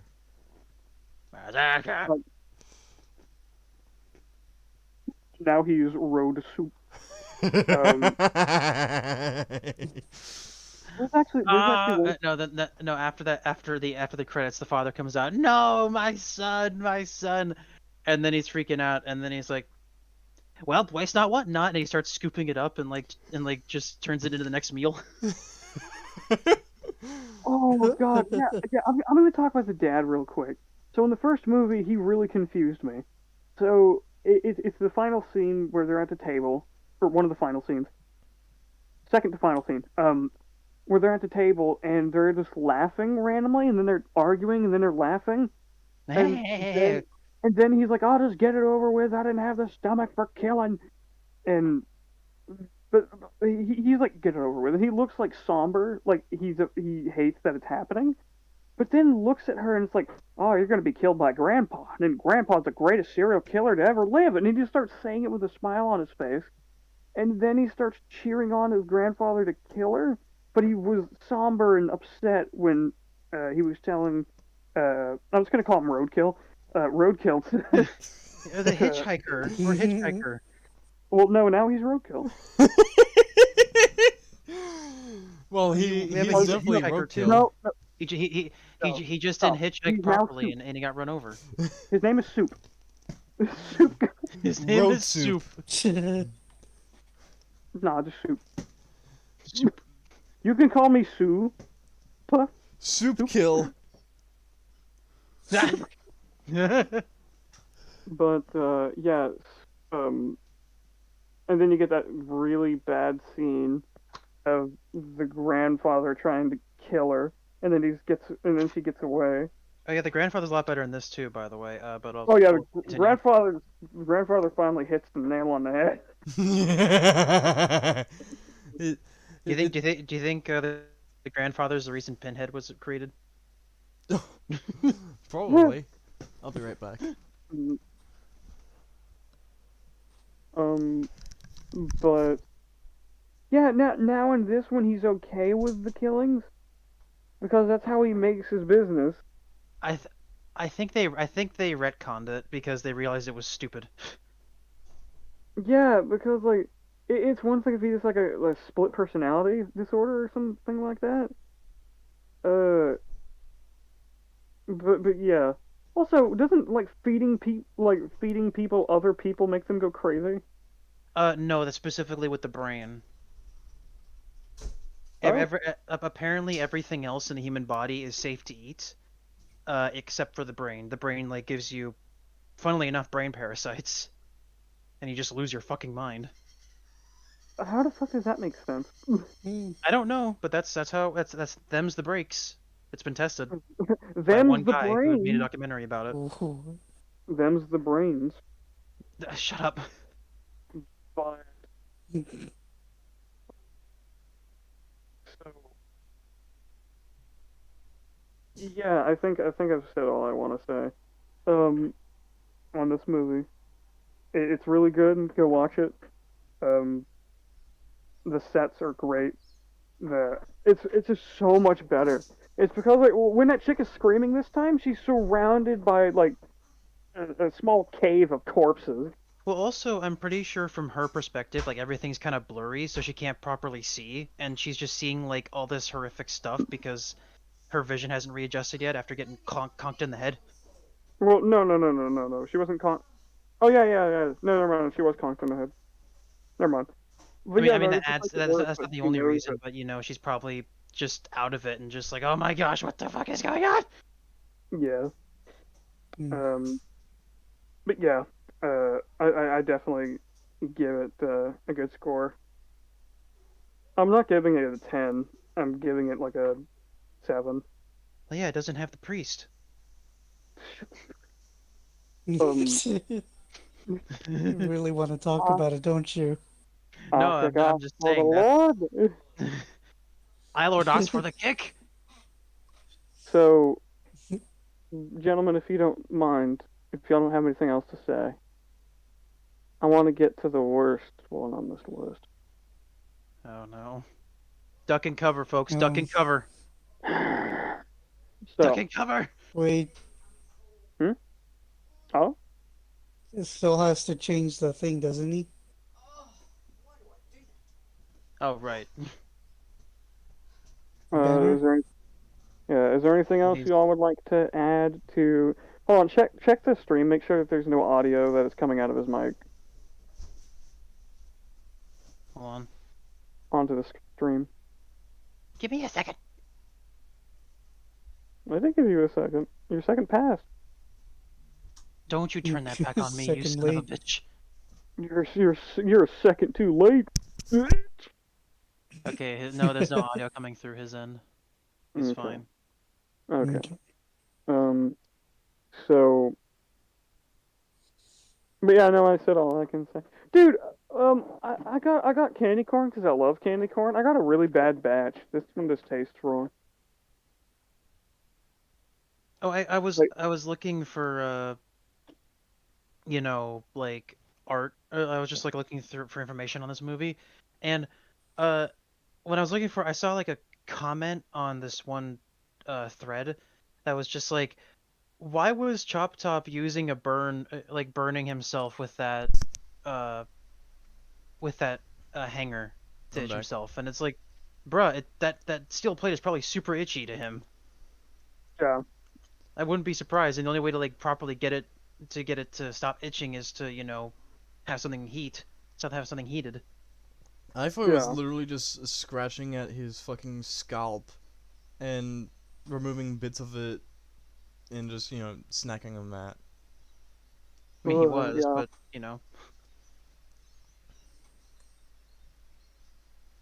yeah, he's still as creepy as ever, like brother. Yeah. Mm. Apparently, they did Mm. actually make that part of the scalp edible. Oh, really?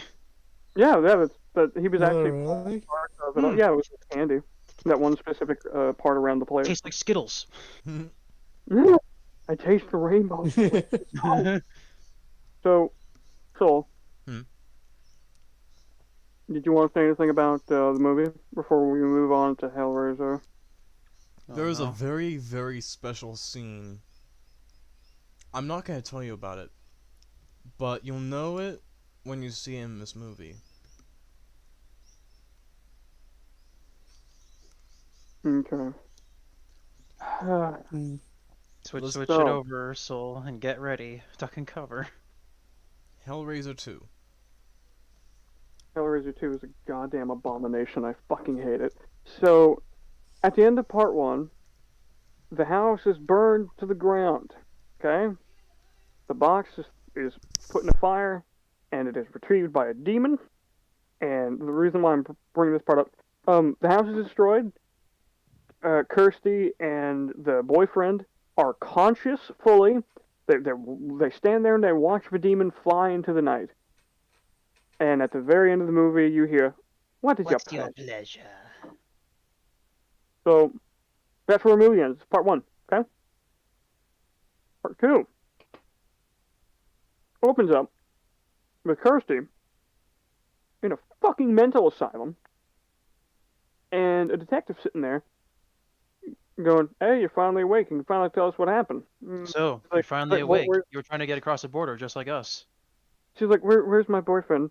And he's like, "Oh, him? Oh, we sent him back home hours ago. He's clear. But you just need to tell us what happened."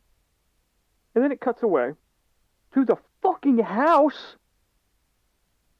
that is intact with all the bodies in it, and like the freaking cops are going through it. There's no fire damage at all. It's like the thing never set on fire. So this opens up with the house being intact and Kirsty being knocked out. A lot So of the stuff from basically, movie they 1 has been retconned in movie 2. It was just exactly removed. they just So retconned the ending. the only thing I can think about is the only thing I can think of how they did this was they literally at the end of the movie, for part 1, they switched places with the boyfriend and Kirsty. And instead of him running away from fat ass, she's running away from fat ass, and the beam that comes down that hits him, the big one in the head, apparently just hits her in the head too. Because Apparently, fuck it. some You apparently while they call were writing the script, some guy just barged in. He was super drunk, and he said, "I have an idea," and they ran with it. They don't know why. They just did. I got a really bad idea, and then the original fucking director goes, and I can make it shittier. So, fuck, where do I even begin? So, yeah, they retconned the first movie. Okay, now I hated most of it. This one was very disappointing. Okay, I was expecting more from it. Now, there are some good things, and there are some good things that were brought in. So there's a guy that okay, the guy that runs the insane asylum just so happens to be a guy that knows about the boxes, knows about the Cenobites, and has three of them. Has three of them, but we'll get back to the three boxes later. So this is a guy that has three boxes, knows about the Cenobites. So it's like, oh, so he has three boxes, and we saw in the first one that you can open the box very easily because like the box can actually show you how to open it. Kirsty opened it on accident, Yeah, right? well, and how I explained this when we were watching it was that it's hard to get the box. It's only found by those who actively seek it out, so it makes sense that it'd be easier to open Yeah, than your average puzzle box because, yeah, you're actively seeking it. You know what it is, you know what it can give you. What's the point in making it hard to unlock? yeah. So in in the same hold on. Do we want to talk about the little girl, or do we want to talk about the mattress first? Let's continue Hmm. with the man, the myth, the Mm, legend, the 3 box holder. Okay, okay. So this doctor has this little girl in his asylum that apparently he's the reason why she's the way she is. Um, so And it's hardly expanded he upon, so needs keep your hopes her. up. Yeah, he needs her. Okay. It's like, oh, okay. So wait, there are other ways to open the box. Like obviously, like it's a puzzle. So oh, there might be other ways to, open the box in a specific way. So he has her sit in this room, and he's behind a two-way mirror, and he hands her. There's a box in front of her. She solves it. The Cenobites show up, but this time it's not like, oh, the room has like chains and spinning pillars. Instead, the doors that are in this room turn into doorways, archways leading into their world. And the Cenobites are walking towards the little girl, and Pinhead says, "No, it is not hands that call us, it is desire." And he looks towards the wall that they were behind. But Doctor Man went and explored into the into the doorway. Um, I so will say, the yeah. reveal of all the Cenobites walking in, I thought was really good. Oh yeah, a really good shot. But okay, you're thinking to yourself, viewer, oh well, this little girl who I don't think I mentioned it. She's really good at puzzles. I'm sorry, who's really good at puzzles. She found a new way to open the box, and that's why there's doorways instead of them appearing. Right? Fucking wrong. She opens it the same exact way as Kirsty did, as Frank did, as anybody does. But when the Cenobites are walking out, it cuts from the little girl to the Cenobites walking to the box, okay? And it keeps on cycling. And the box is closing itself. So that tells me that, oh, so the Cenobites are closing it because like they can actually tell if someone is forced to use the box. Okay, I get that. But when it finally closes, nothing changes. Nothing changes at all. It is closed, and now the doors are still open. What the hell?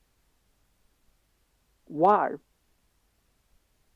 So, this is where I'm actually going to bring up the boxes, because I'm about to talk about the Cenobites. So, the Cenobites can actually tell when somebody opens the boxes willingly. Okay. So, on top of that, they know where the boxes are because of the demon in the first movie grabs it and leaves, right? And in the first movie, it's insinuated that there's only one box, and that it's just changed hands over the course of however many hundreds of years, Yeah. or I'm thousands fine. even. I'm fine with there being more boxes. I get it. I'm fine with it. A bunch of them just floating around. It's fine. Oh, different sets of boxes have different Cenobites or something. Fuck it. But pisses me off is that in my head, let's say that some like these people did actually bring the boxes together, right? Because we know that there's not a deadline to use it because Frank got it in the Middle East, right? In part one, he got it wherever he got it. He came back to the States and then used it, and then we get dialogue from the parents of Kirsty when they walk into the house that they think that he's still in the Middle East. So that means he was gone long enough for the house to go into the name of the brother, which is the dad. So what that tells me is that if you had the intent to use it, the box will stay, right? If you have the intent to use it, the box will stay. But there are 3 of these motherfuckers sitting in glass jars. Now, there's one thing, because again, the Cenobites know what's happening outside the boxes. Okay? They know if they've been used, and then they're retrieved, They know if somebody is forced to open them. They know when someone does open them. So that tells me, why the fuck haven't these three been retrieved? The doctor isn't planning on using all of them. On top of that, shouldn't the boxes actually realize that there are three of them in one room? Now, it's one thing if it's some fucked up cult ritual shit, because I think they'd love that. But they're all Yeah, just sitting in the dark. they How? would have a lot of fun there. Who knows how long they've been sitting there?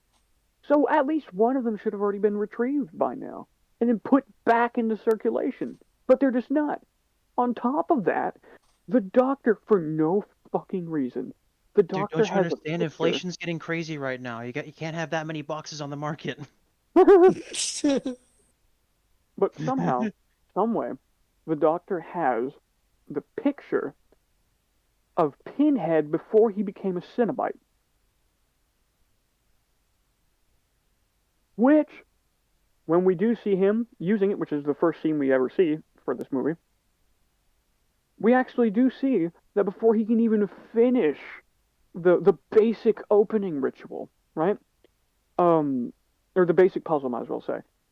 The thing shocks his hand, opens up, and then throws chains at him, meaning that the thing chose for him to become a new Cenobite. So it did something different. Okay, it's very, it makes sense that it can do different things. I mean, I'm fine with people becoming Cenobites because, if you're hedonistic enough and like screwed up in the head enough, it makes sense that the boxes and hell itself would choose you to become a new Cenobite because you have the Mm. the right qualifications, so to speak. But I don't like the idea of You there? the main originally. Nope. Like, You're gonna have to say all that because again. listen, You broke in the up. first movie, Jax, disconnect and reconnect. You're breaking up, man. Dead air. Oh no. okay, hello, can you hear me? Hello. Yeah. I can hear you. Okay, so what I was saying was that, okay, what did I say that you guys heard? None of it. None of. Okay, Yeah. It happened I don't again. mind that, like, There you go. Okay, there you go. I don't mind that people can become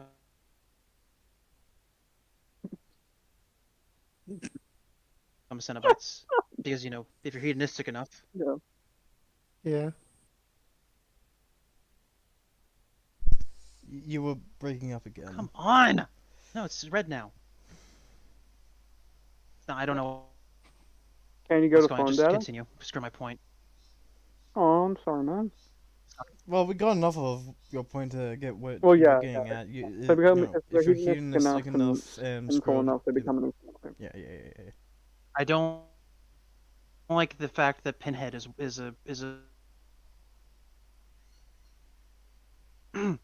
because of what he said in the first movie. Yeah. Mm. Demons to some, angels to others. Yeah. Like there should be some that are just there instead of like, oh, you used to be a human. But here's the part where we get to Julia. And after that, because of this next scene that I explained, we get to the part that all of us hated. So, Julia was the woman that was feeding Frank people. Okay? Now, Frank was the first body that was brought back in part one. And how that happened was that a drop of blood was dropped on the point that he died. Okay? So, apparently how the Cenobites work is that when they are summoned, they torture you, technically in the real world, and after you die, they just basically take your soul, go to hell, and, keep torturing you. So, we don't know if they actually take all the flesh or anything, because there still should have been a body there, but there just wasn't. The room was completely clean. They locked but away the anyway, Rubik's Cube. Yeah, but regardless, it is a little bit of a nitpick.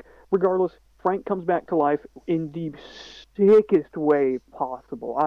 The effects for that is just disgusting and awesome. Mm. So, um, okay, so after what, five, six, I think it was like 6 or 7 dudes uh that she lured to the house, killed, and had Frank drink them like a Capri Sun. Um, so when Frank came back, just think of this is going to be This disgusting. isn't Think grape of flavored. What have you been giving me? because it was grape flavored. Um, Why didn't you take the pills, Goku? Because it was grape flavored. um, Anyway. yeah.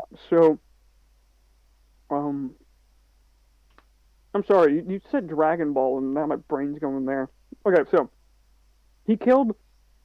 Well, he drank like let's say 7 guys, right? And he just now got to the point where he looks like he just needs to start growing flesh, and he's fine. Okay, but Julia, when she's brought back, oh God, okay, so I can get why Frank was so decomposed. I get okay, there is like a limit to when you can bring someone back. I get that because that's actually really neat. That there's actually a time frame that you can do it in. I Um, remember yeah, one that of way your you don't bring back some random asshole from like the 1920s. I Mm. remember your criticism of it was like, how did he regenerate so fast with just one drop of blood? And my reasoning behind it, and I think you agreed with it, was that it was the blood of his brother, so they're related. They basically Well, share the similar DNA, hmm. so it makes sense Well, for him to have regenerated in the first, like when he first started regenerating, for him to regenerate to that point, well, I'm unlike with the I, I others. I'm not go back on that now and think that um it's fine because it was just to the point where he could actually move around and talk. Okay, that way he could either get people to go find people for him to munch on, like a Happy Meal, or Poor whatever. Lord. So that's fine. But keep in mind, it took 5 to almost 7 guys, right, to bring back Frank to the point he was at the end of the movie. What about the burgers and fries? Um, that was Christy or Kirsty, whatever the fuck her name is. So Julia, in the first movie, she got stabbed by Frank. Said nothing personal, babe, and killed her. And later on in the movie, the Cenobites took her body, put her on a mattress, and she was holding the box. Okay.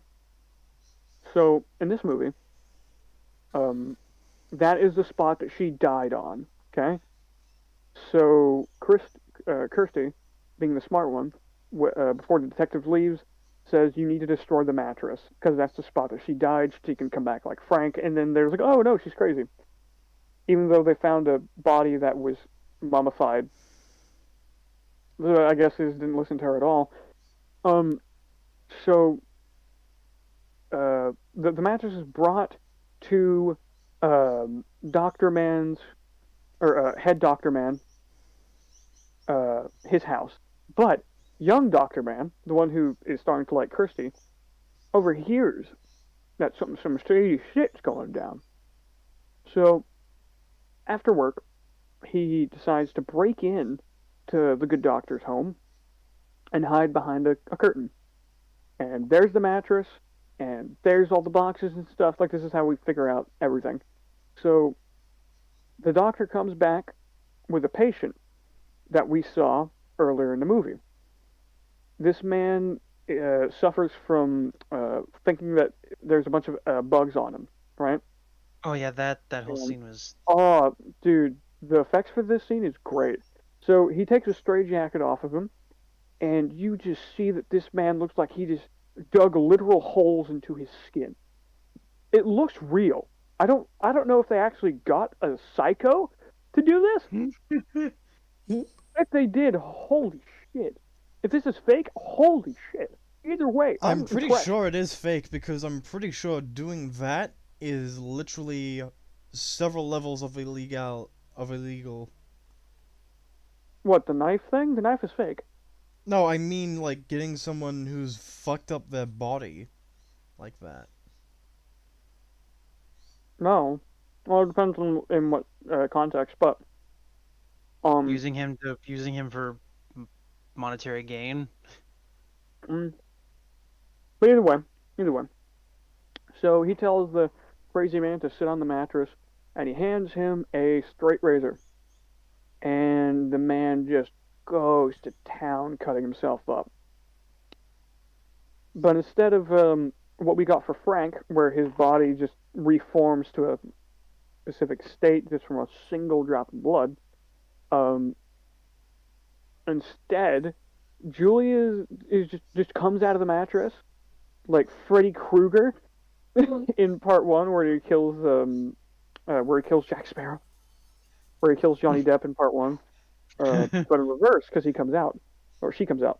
So she comes out of it, and they tussle a bit, and she shoves her hand into the back of the crazy man's neck and saps him, even though the body is still gooey fresh. She just doesn't sap him all the way, I guess, because with Frank, they were so sapped that Julia could just pick them up and put them in a different room. That's how sapped they were. But I guess Julia just wastes a lot of food because, haha, woman. Yes, we are sexism.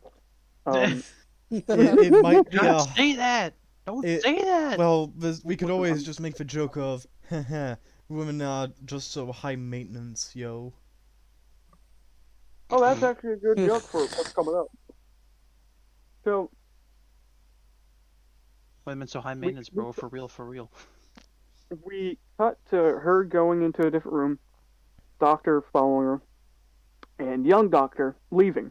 We cut the Kirsty just now getting out of the shower. You know, she's drying her hair, she's clothed, and she walks into her little room because she has her own shower for her room, and man is sitting there, young doctor, saying, "Okay, you're not crazy, it's real. Holy shit!" And Kirsty's not surprised that it wasn't real, but she is surprised at the information that young doctor gives to her. Okay, so in the span of him walking out of that dude's house, going to the asylum, which we can only assume that the head doctor man's house is extremely close to the insane asylum because he got a dude from the lowest depths of the insane asylum, got him out, walked him out the front door, put him in his car, and brought him to his house. So we can only assume that it is very close, because if not, holy fucking shit. So, from the time of them leaving to him leaving to go get Kirsty, and then them immediately leaving after he tells her. So she gets dressed and everything. So that's a good 15 minutes, let's say. You know, I'm not even going to try to time this out. So by the time they get there, somehow the doc has already gotten civilians, because they're not in like crazy people clothes, they're in civilian clothes. A bunch of people just strung up and just thrown around the room, and Julia almost has her skin back. This is what pisses me off, and this is what pissed everybody off. One, how to get all those bodies. Two, why did it take as much as it took Frank to get to where Julia was when she first came out of the mattress? Why did it take as much to get her to even grow back her skin after being at the same state Frank was? And on top of that, why didn't Frank just keep consuming blood to grow his skin back and not take his brother's? Well, he wanted to kill the brother anyway, but my thing is, oh god, my whole thing. How'd you get these bodies? On top of that, we did wave away. We did wave away that the reason why Frank was at one point and Julia was another point is that Julia was fresh. She literally died yesterday. Okay? She died yesterday, and Frank died years ago. So the level of decomposition, I'm going to have that headcanon. The level of decomposition depends on, well, I guess saying level of decomposition just covers it, I guess. So it depends on when you die. So, but that doesn't explain why Julia had to kill that many people just to grow her skin back. But she wasn't even done because young doctor finds Julia. She gets him into the room. Julia kills young doctor, sucks him dry, and she gets the rest of her skin on her back. Yeah. Anybody want to add anything to that before I get into the bullshit of what Julia really is now? Go ahead. The floor is yours. 10% off gamer subs. Oh my god. So this is after the little girl finished the puzzle, and Pinhead was like, "Oh, this isn't gamer at all," and then leaves, and the fucking cube just doesn't close. So Julia was with the doctor man behind the wall, and they already started walking through. And they turns out inside of the box it is a giant maze. Okay, it's just a huge maze. You could even call it a labyrinth. Yeah, there's a labyrinth that literally doesn't end. And it looks like the looks fucking infinite. labyrinth from the movie Labyrinth starring, hello, my name's David Bowie. David Bowie. Hello, my name is Davis Bowie. Davis Bowie. Davis Bowie? Yes, Davis Bowie, man. My Davis name Bowie. But, It's official. so Davis is now Bowie. Davis is right. now Bowie. Rod Tex Davis, he's now Bowie. Alert the masses, alert the media. The Bowie knife alert- is back. Pictures of Bowie. Give me the pictures of Davis Bowie. I almost said Bois Davis. Boas Davy. Stickums. Give me pictures of Bowie knife, Spider-Man. Okay, Mr. Jameson. Wait, why do you work here? I don't know. I'm filling in for Peter Parker.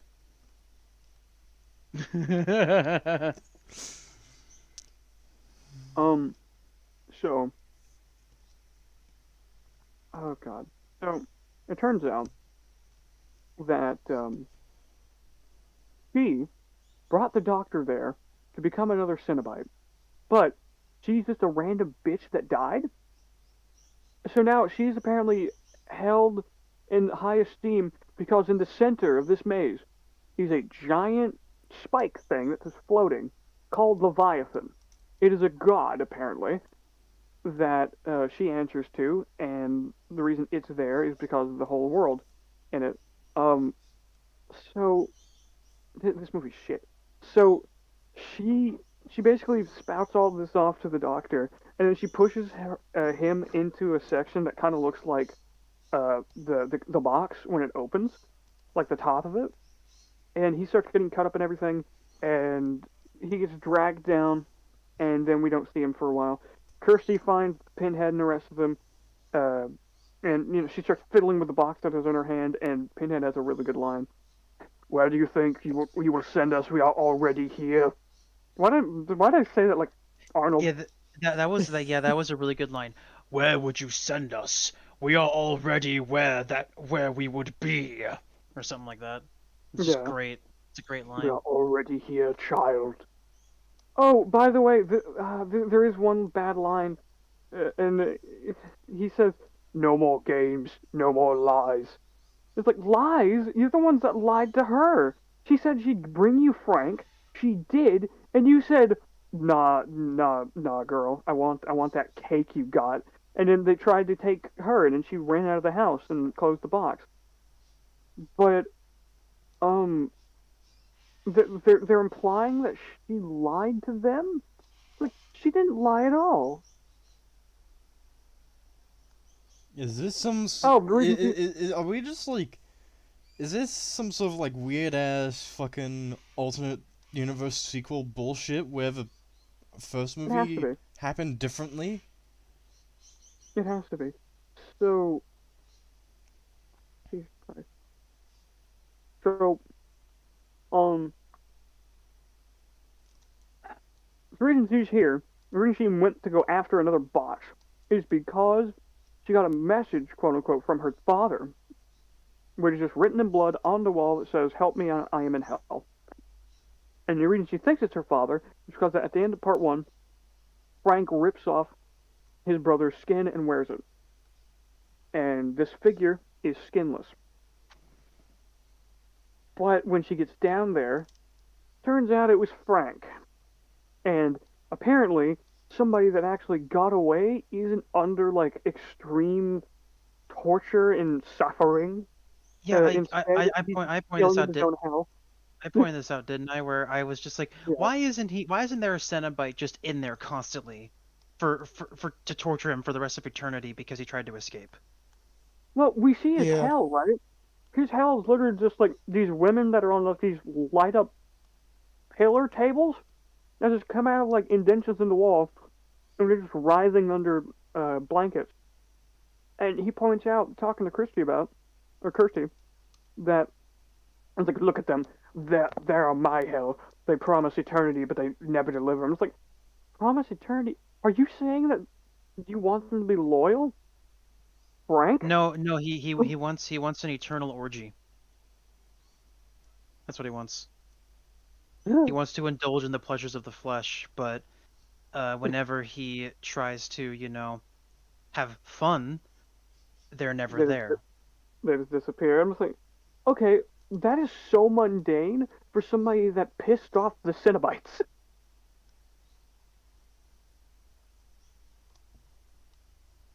Yeah, But like he should be enduring the worst possible torture unknown to man, not even known to man, unknown to man. Is what he Beyond should be man. enduring. Like absolute sensory Beyond deprivation space. combined with frostbite torture or some shit. no, it's just a female when she walks up to Frank. So we're gonna keep cutting your dick off. What? What? They grow it back and they just keep doing it over and over and over again. Do you think if every time it gets bigger, but sometimes it gets smaller? No. It does get bigger, but they keep cutting it off. Like, haha! Snap! No! Oh wait! Going. Oh wait, it's even bigger than last time. Oh no, it's smaller. Oh no, it's even smaller now. They crack, dude, they crack, they imagine- crack it like a imagine Christmas that- cracker. At the end of the day, they just chop it one more time, and it's just a nub. And he's like, no, it's like this forever. And then the next day they do the same thing. He just starts. He on top of having hope, he just keeps on getting stabbed, and at the end of the day, it's just a nub. And it just keeps going. But yeah, no, Frank should have been killed. But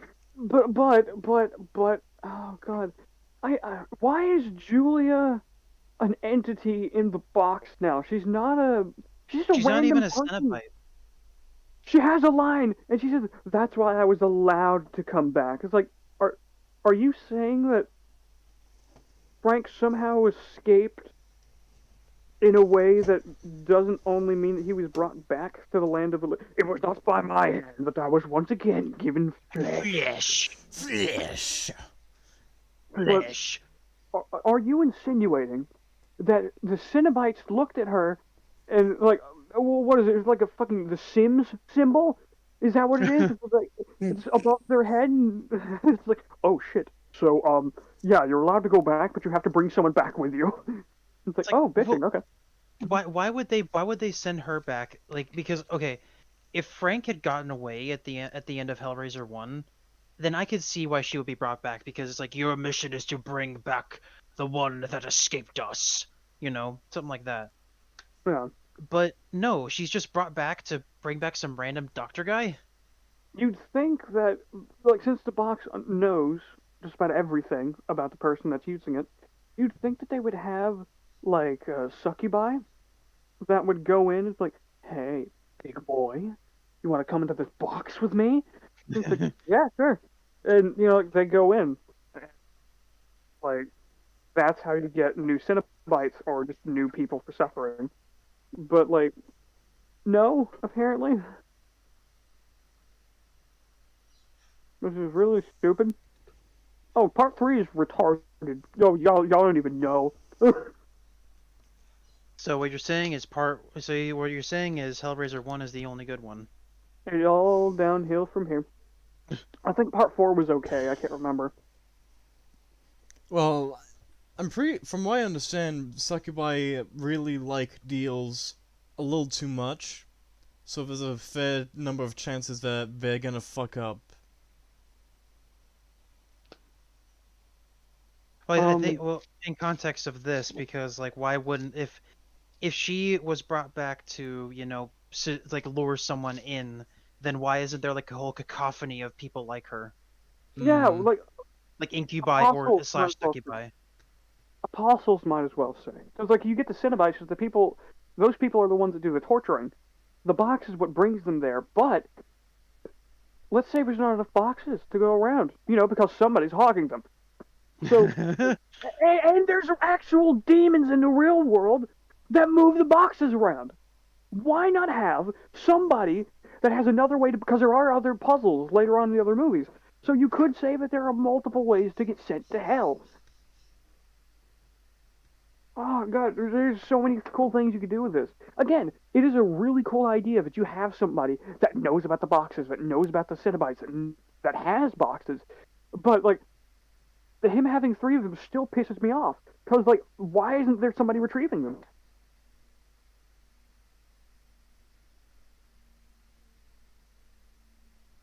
I don't know. That's the director. This is the last thing I'm going to say, because I do want to move on, because I feel like I'm taking over. So, Pinhead becomes good. He protects Kirsty because she shows him a picture of him before he became a Cenobite. Now,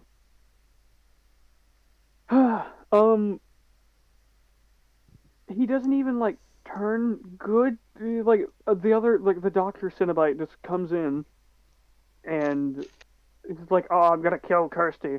And she just runs to the other side of the room, and all 4 of the Cenobites, like, stand before the doctor. He's like, oh, okay. And he points his hands out and shoots out, like, snake pipes that just kill all of them.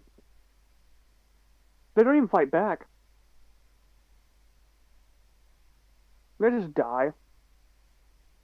And then, for some odd reason, the doctor just points his hands at Pinhead, and he starts becoming a human again.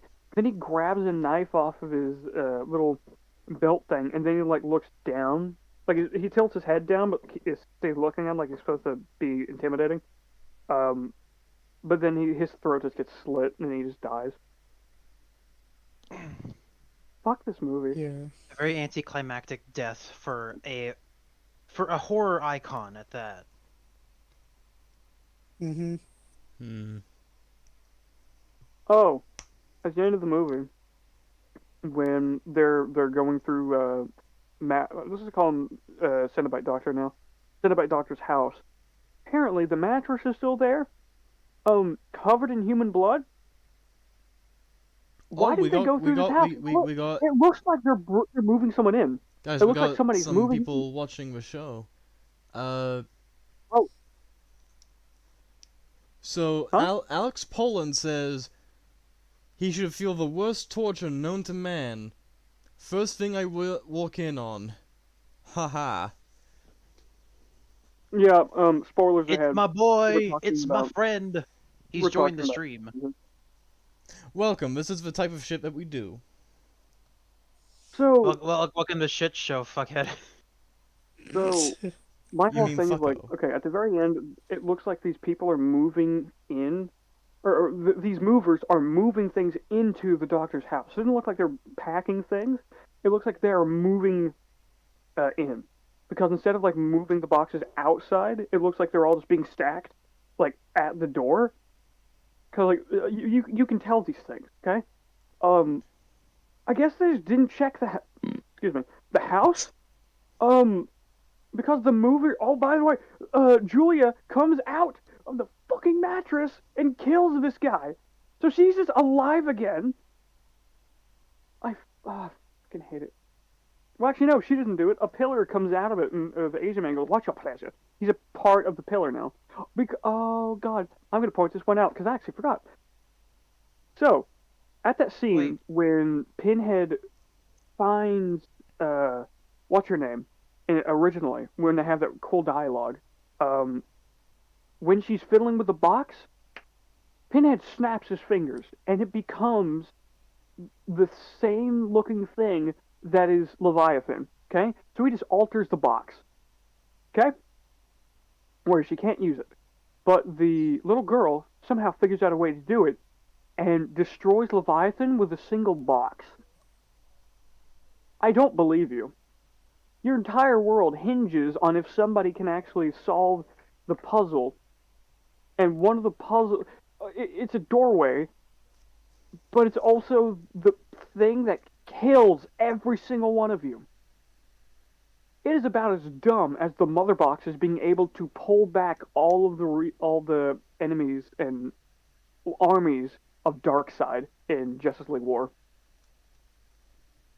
Yeah.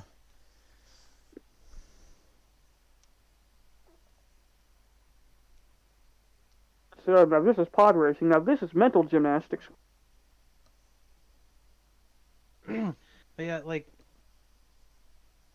it's like I don't understand. I don't understand that like the instrument of how we are brought into this world is all powerful. It can even kill our god. Wait. You know? I just I hated this fucking movie. Like Hellraiser 1 wasn't like anything like spectacular, but it was still good. It was still a really good horror movie, right? Yeah, it's one of my favorites. Yep. But Hellraiser 2, it's just like, hey, what if we took Hellraiser 1 But made but it shit. shittier? What if we took Hellraiser 1 and just took away all the good parts and just did whatever the fuck we wanted? Did a massive fucking dump on it. Yeah. I cannot stand it. It hurts. It honestly hurts. Because I was expecting it to be really good. Because I remember watching it once a while ago, and I remember liking it. But that was a while ago. I guess I was mentally inept. The Because thing this is, movie- back then you were cringe and stupid. But But now you are based. no, I'm based. I'm based because I like femboys. So Yeah. yeah, this is ass. I give it a 2. The reason I give it a 2 is because the simple fact that you actually do have some really cool ideas here. But fuck me, you literally retconned everything just so you could have another film with Kirsty, and you could do that again, right?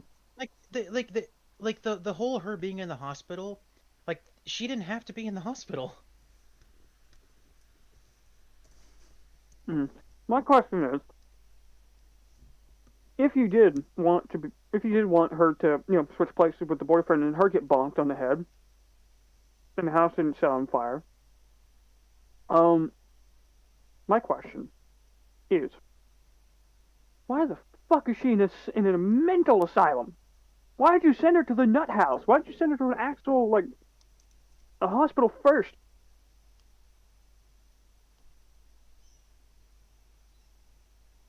Because don't get didn't she get like hit a couple times during the finale? What is that? Well, didn't she get hit a couple times during the finale? Why would they not take her to a hospital? Well, no, because at the finale, she was standing with the boyfriend, as fine as can be. She was okay. She was fine. But still, a mental asylum? Really? You literally just popped her out of existence and just placed her there. You literally erased the fire that happened, and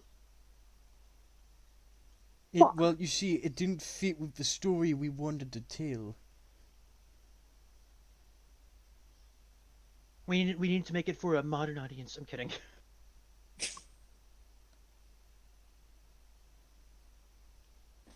I hated all of this. So, you guys want to talk about any of the other movies now? Or... Yeah, No, I'm done with television. I think that was just the one that we wanted to go into full detail about to warn people to stay the fuck away. Well, okay, Scanners 2, they barely connect to the first movie at all. It feels like it feels like most of the movie just basically just forgets that the first movie exists, and the only part that they wanted to take out was the drug ephemeral that was used, which apparently there is a drug now that is called ephemeral, which um, actually somebody look it up to make sure if I'm just not misremembering things. It was ephemeral, if I remember correctly. No, not the drug in the show, the drug that's actually like in the real world. Oh. Because I think there's an actual yeah, that's what I was wanting you to check. But it really felt like they just didn't want to have anything to do with the first There movie, is which no the first movie's way better. There's no drug called ephemeral. Oh well, shit, I guess I was wrong. It's only in Scanners, and No, the ephemeral, is one, however, but is a concept in the Oxford Dictionary, meaning Oh. ephemerality is the ephemerality is the concept of things being transitory, existing only briefly. Academically, the term ephemeral constitutionally describes a diverse assortment of things and experiences from digital media to types of streams. There is no single definition of ephemerality. Huh. Well, I mean, I guess that's a good name for the drug then, because originally it was for pregnant women to stop their pains, but then it just made people psychics.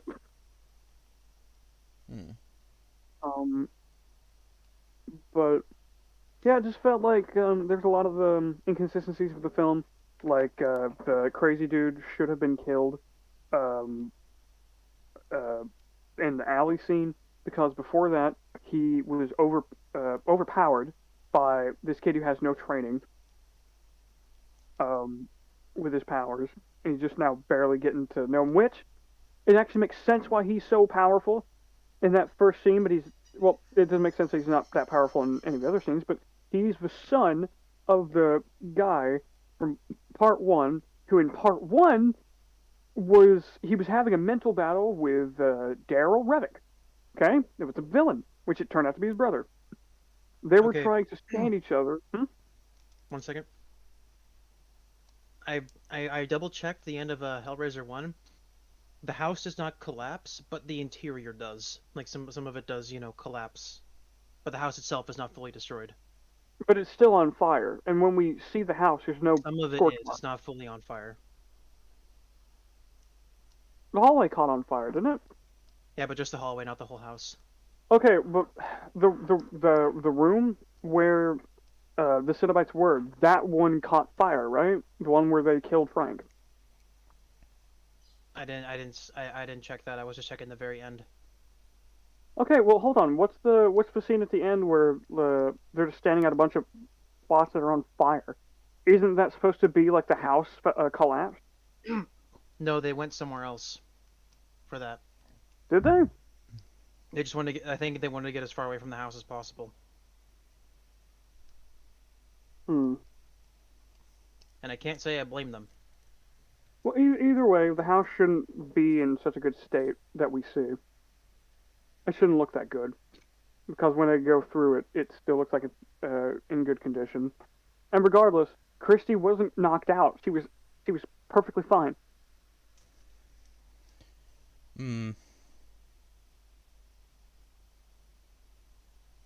Yeah, she just wakes up in the asylum. And he's like, "Oh, you were asleep for hours." Like, did you just abduct her when she was asleep, or? So, but yeah, scanners. Um, so he during that psychic battle, one is trying to absorb the other, which is apparently a thing you can do. Um, so it's two scanners, and Cameron Vale, that was his name. Vale, his body is too damaged. So instead of trying to uh, fight Rivik's absorption, instead he allows his mind to be absorbed while taking over his instead of trying to absorb him. So in a way, he just becomes Daryl Rivik. So he's in his body at the end of that movie. So can we not assume that he is just a stronger scanner now? Yeah. Okay, but yeah, they tell us that they were like getting up more scanners, and they were going to champion for good, and then they were those two characters were killed. Like, I'm sorry, wasn't one of them like two scanners put together? How the fuck? I was under the impression by, how what's the face described things that it was a bunch of scanners that all ganged up on him. Well, Like a horde, it sounds like. if that's one thing, then yeah, I guess. But she said they. I thought it was the government because she said well other people wanted to use their powers, so they killed them. Which actually no, we're actually told that the father wasn't killed by a scanner. He was killed by the guy who was chief of police by the end of the movie. The guy who was trying to run for mayor. Well, there we go. That basically kills my theory. Yeah, but oh yeah, they just throw this at us. The crazy guy apparently killed his mom. What? So you're saying that he was already a part of this institute, or he just randomly killed her? I don't get that. Because it says that they were on the run for a while. It wasn't just a random killing. To me, Oh, it they were feels on the like run. they wanted to have something bigger with the main psycho guy, but it seems like it was cut. Like Soul said earlier, it feels like the movie is Chopped down by a lot. Like yeah. Yeah, there's some sort of director's cut somewhere around here somewhere. no. Hmm. Hmm. Hold on. I'm eating a chip. Let's talk about the. I'm just gonna say the cop. Let's just say that. Let's talk about the cop's idea. He was gonna use scanners to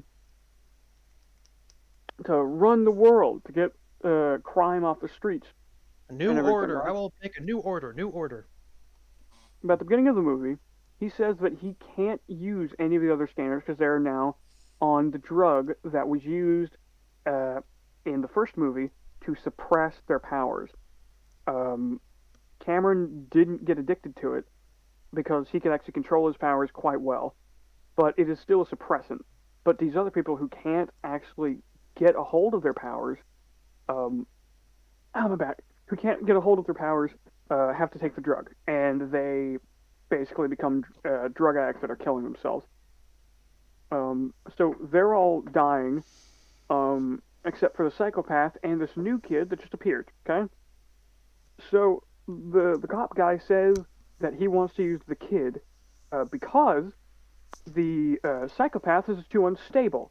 He, in his own words, we need a virgin scanner, somebody that hasn't been tainted by anything, somebody that is just now like learning their abilities or some shit. And they actually find that on accident.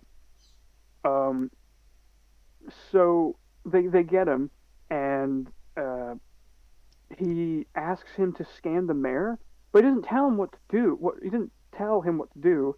I thought it was just to read her mind to see if she knew about the killing. That's what I thought. But then he becomes appointed chief chief of police, right?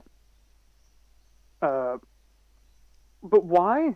Because like the kid wasn't told to do that. The kid was only told to scan her, and I thought, oh, like this guy's actually a good guy. He's going to try to figure out who killed the senator, whatever the fuck, or the previous chief of police. But it turns out that it was a psychopath The psychopath did it. We saw it, but I thought he somehow got out um, and was able to actually do it. But no, it turns out that he was sicked on to the chief of police to kill him, and so that this guy could become chief of police. But again, he didn't tell the kid to do that. He just said, "I want you to scan the mayor." That's all he said. That's all he said.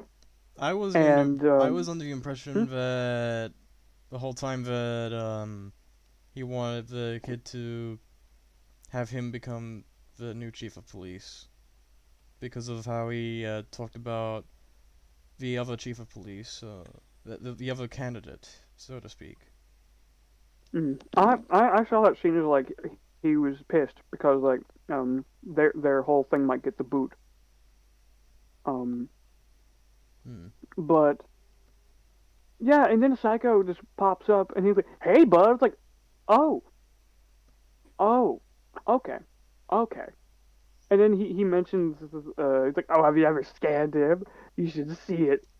It's better than a horror movie." And then he does scan him later on, and he gets really pissed. And it turns out that yeah, this guy was going to use the kid and the psychopath to become like basically ruler of the world, or not ruler of the world, to try to stop crime, right? But the thing about that is, once the kid figures out what you're doing, you can't control him. The only reason you are actually able to control the psychopath is because he's addicted to the drug. We see that at the beginning of the movie when both of them have like a little scanning thing, and the kid is stronger than the other guy. Well, okay, you could chop that up to like, oh, well, he used the drug. Well, no, because he was still extremely strong. Like he didn't get overpowered until towards the end of it. And he keeps asking for the drug.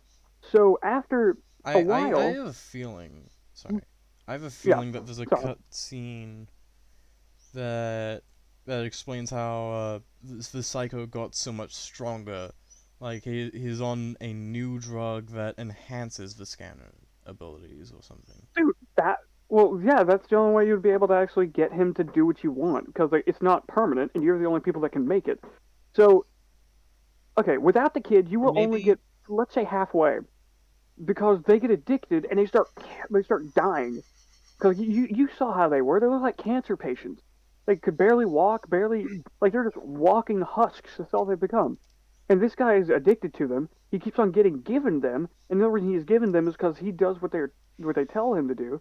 They're only going to get halfway through their little plan, and fuck it, like you're gonna have to find another scanner, and which is weird because in at this point in time there should be a bunch of them, because at the end of the first movie, they learn that Daryl was giving the drug, ephemeral, to pregnant women all across the country. Like, it was already in motion before they even figured out what it was.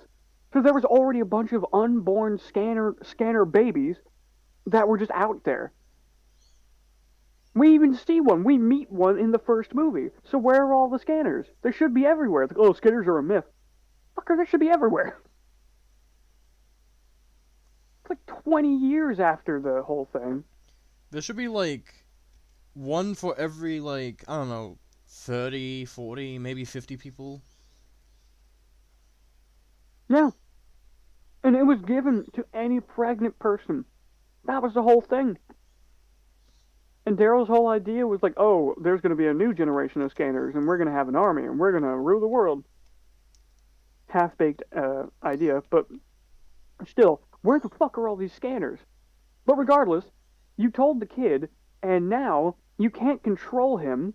You have no way to control him. Well, because the kid, he dies he didn't tell the kid. The kid scanned him.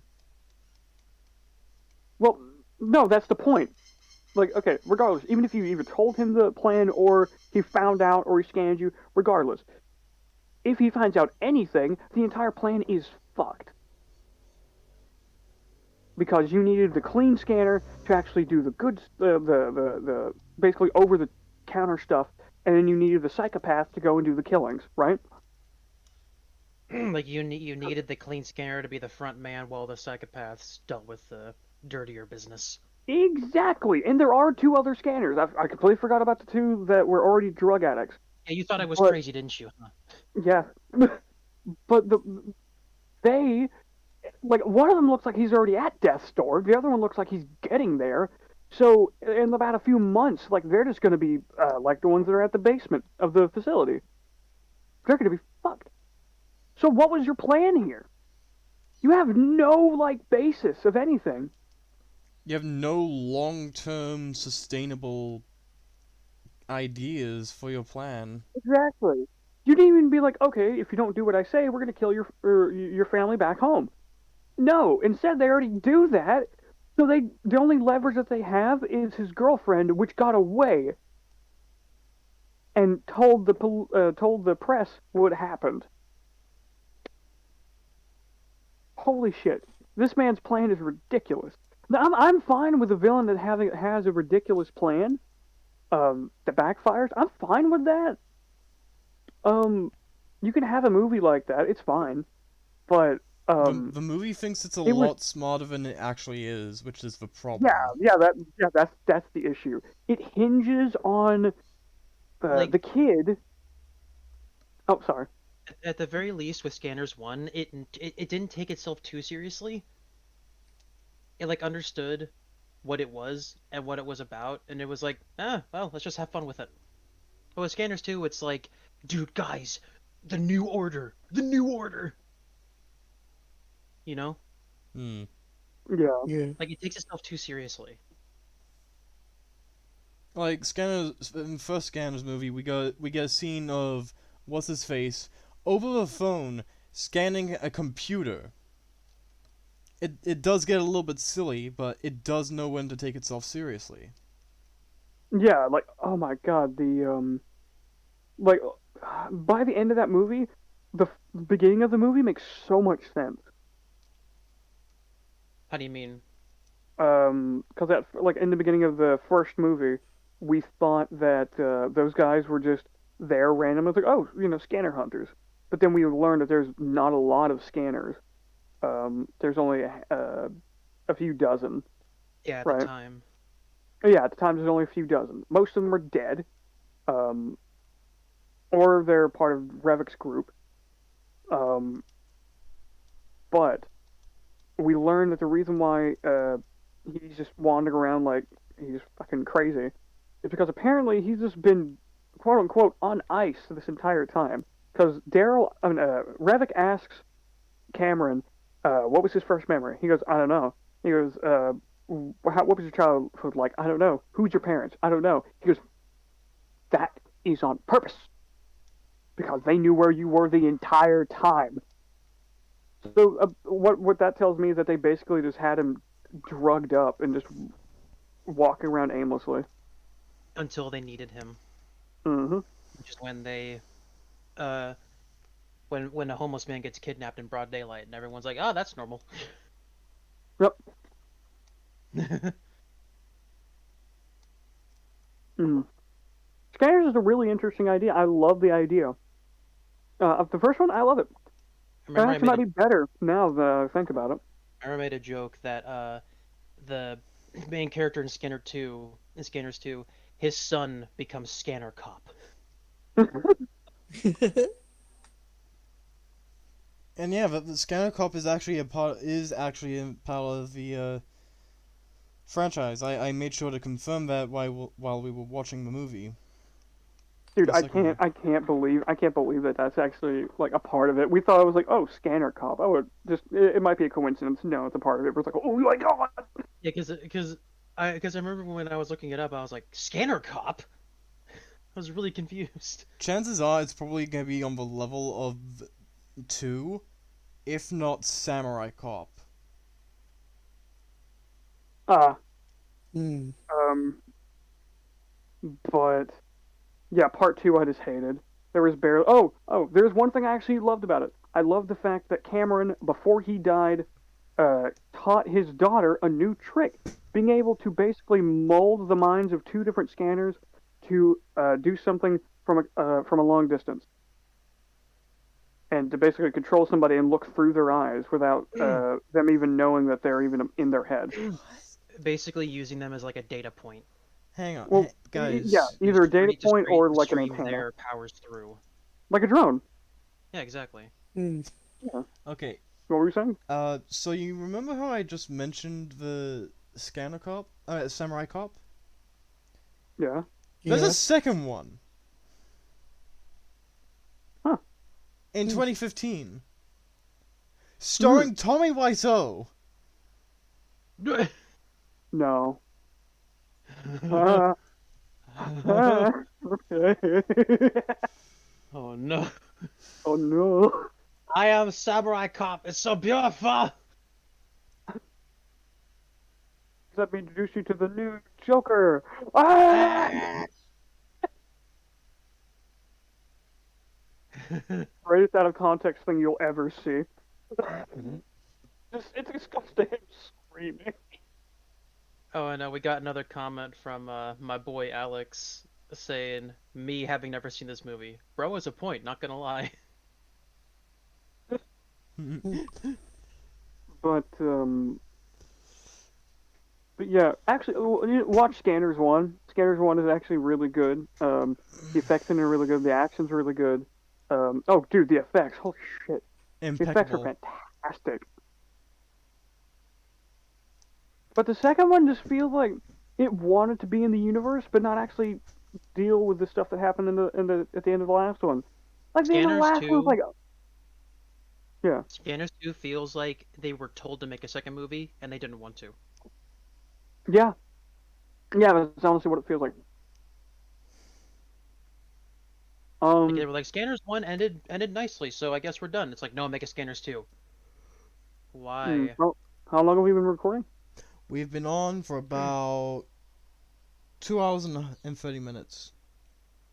Well, I roughly think 2 hours, 36 minutes. I think I've said enough about the things I wanted to talk about. I will let you all talk about whatever y'all want next. Do you guys have anything in mind to talk about? 10% off. Gamer sub. I'm gonna go grab a drink. I'll be right back. Do any of you guys have anything else to talk about? I think Toxic wrapped it up nicely. Yeah, he definitely did. Yeah. Your friend said Scanner 2 or Hellraiser 2 better. Scanners 2 or Hellraiser 2 better? Gosh, that's a tough one. I think Scanners 2.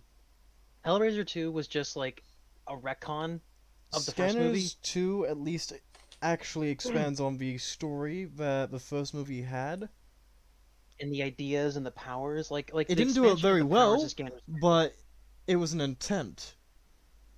Yes, like the expansion of the powers I thought was good. They didn't do a good job of executing it properly, but at the end of the day, they did try. A good attempt. Wasn't enough though. When you get to the big leagues, sonny boy, can't have you failing at T-ball. Are you feeling it now, Mr. Krabs? I'm feeling something all right, and it's not happiness. Oh God, what's going on? My buddy asked in the chat, Scanners 2 or Hellraiser 2 better, and I said Scanners 2 was better. Scanners 2 was way better. Yeah, because It Hellraiser 2 didn't retcon anything. It just said the plot of the first movie. Scanners 2 at least tries to expand tries to build on top of Scanners 1. It didn't do it in a very good way, but... Yeah, the people from part 1 died. Like, what? It didn't do a great job, but it was something. It gave us something. Damn it. But yeah, I think Toxic, you like wrapped up the talk pretty well. I'm sorry. I go into artistic detail with these things. No, no need to apologize. I'm pretty sure we're all in agreement that you did a pretty good job. It's the ADHD. It took me by the sack, and it didn't let go until I was finished. Do you guys agree with what I say? Oh, by the way, I have a question. How do y'all feel about Daryl's acting? Does he not remind you of Jack Nicholson? In what? Sorry. Which one was Daryl again? In Scanners 1. Can somebody get a picture of the guy from Scanners and the picture of I just said his fucking name. God damn, I'm fucking retarded. Of Jack Nicholson. Put them together. Put them on screen, and someone please tell me, like, do they not look like brothers? He was played by Michael Ironside? Who? Oh, Michael Ironside. Who did he play? Michael Ironside Oh my gosh, played it Revok. does look like him. That's okay. Yeah, I need a side by side comparison, y'all. Wait, hold on. That's Michael Ironside? Yeah. What the fuck?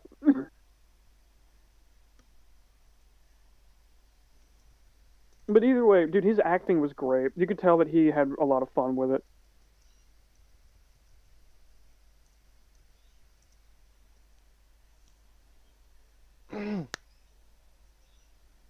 There we go. Yeah, they do look similar. But yeah, I think that's really it for. The first one I posted This- was Daryl. The Yeah, second one I did post hold was on. Jack. I got it. I Hold on. think we wrapped up our thoughts pretty well for this shoot the shit that turned into hating on Hellraiser and Scanners too. Well, you know what? We still have one that we can talk about that we loved. Which one was that? should we? No, Yeah. leave Brain Dead to people. Let's have them watch let it. them watch Brain Dead. Mm, Okay.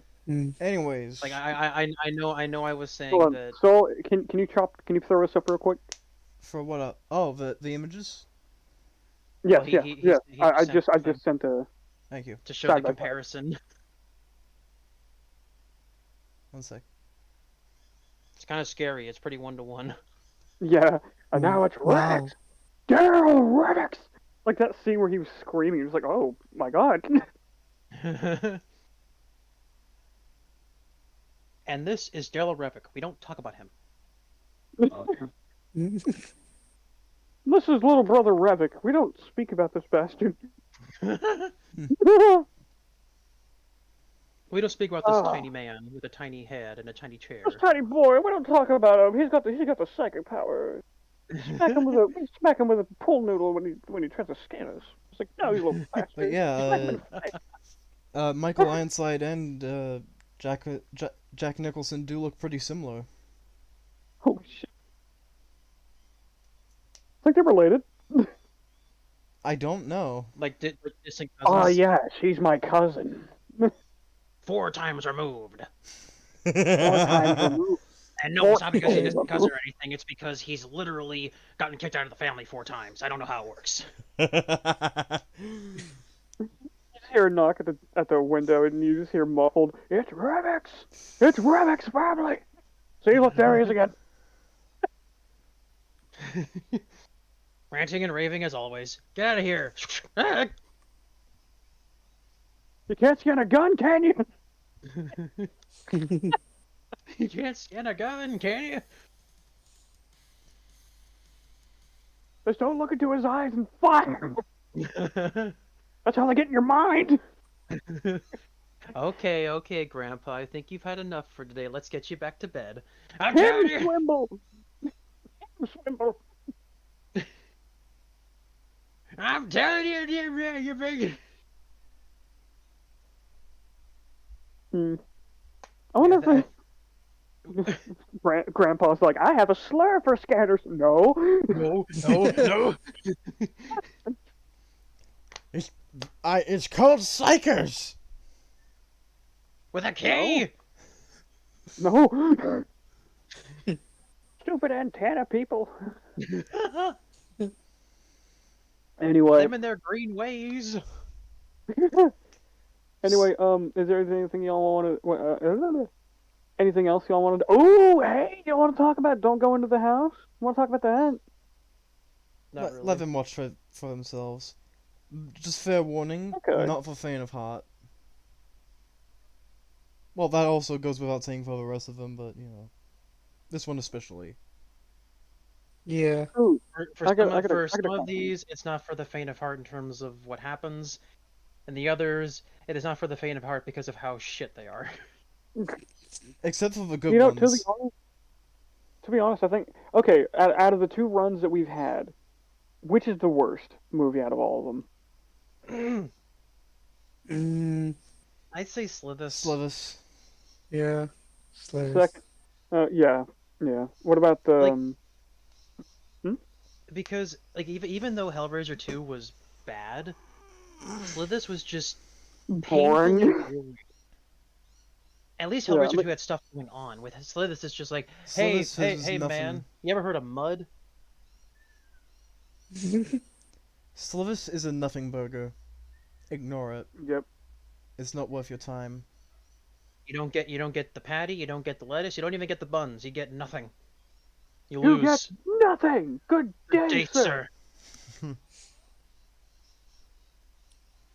Anyways, Um. thank you all for joining us, and I hope you have a lovely day. Oh, time out. What the fuck? I wasn't done. Gonna ask more questions, you ass. Unless you just Oh. want to cut it here. I think we're done. Like, what other questions are there to ask? To compare, I was gonna ask more questions about between the first round and this round. Alright, I was alright. gonna ask what the Okay. second word. Well, what's your Uh, question? he asked what the second worst between the two things is.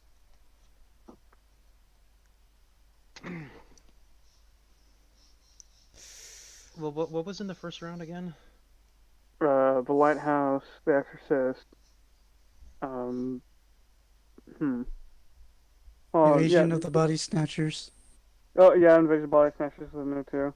Yeah, I think it is Hellraiser. This is Hellraiser 2. I think that's the second worst. And then I think it goes um, Texas Chainsaw Massacre, and then um, Scanners 2. I think that's from worst to getting better, Mm. but still. Um, yeah, I'm kind of yeah, I'm spent. Go watch these films, assholes. Yeah, go watch these fucking movies and tell us what you think in the comments. Fringe along with us. And remember to like, comment, and subscribe if you enjoyed the You cringe, stream. cringe, cringe.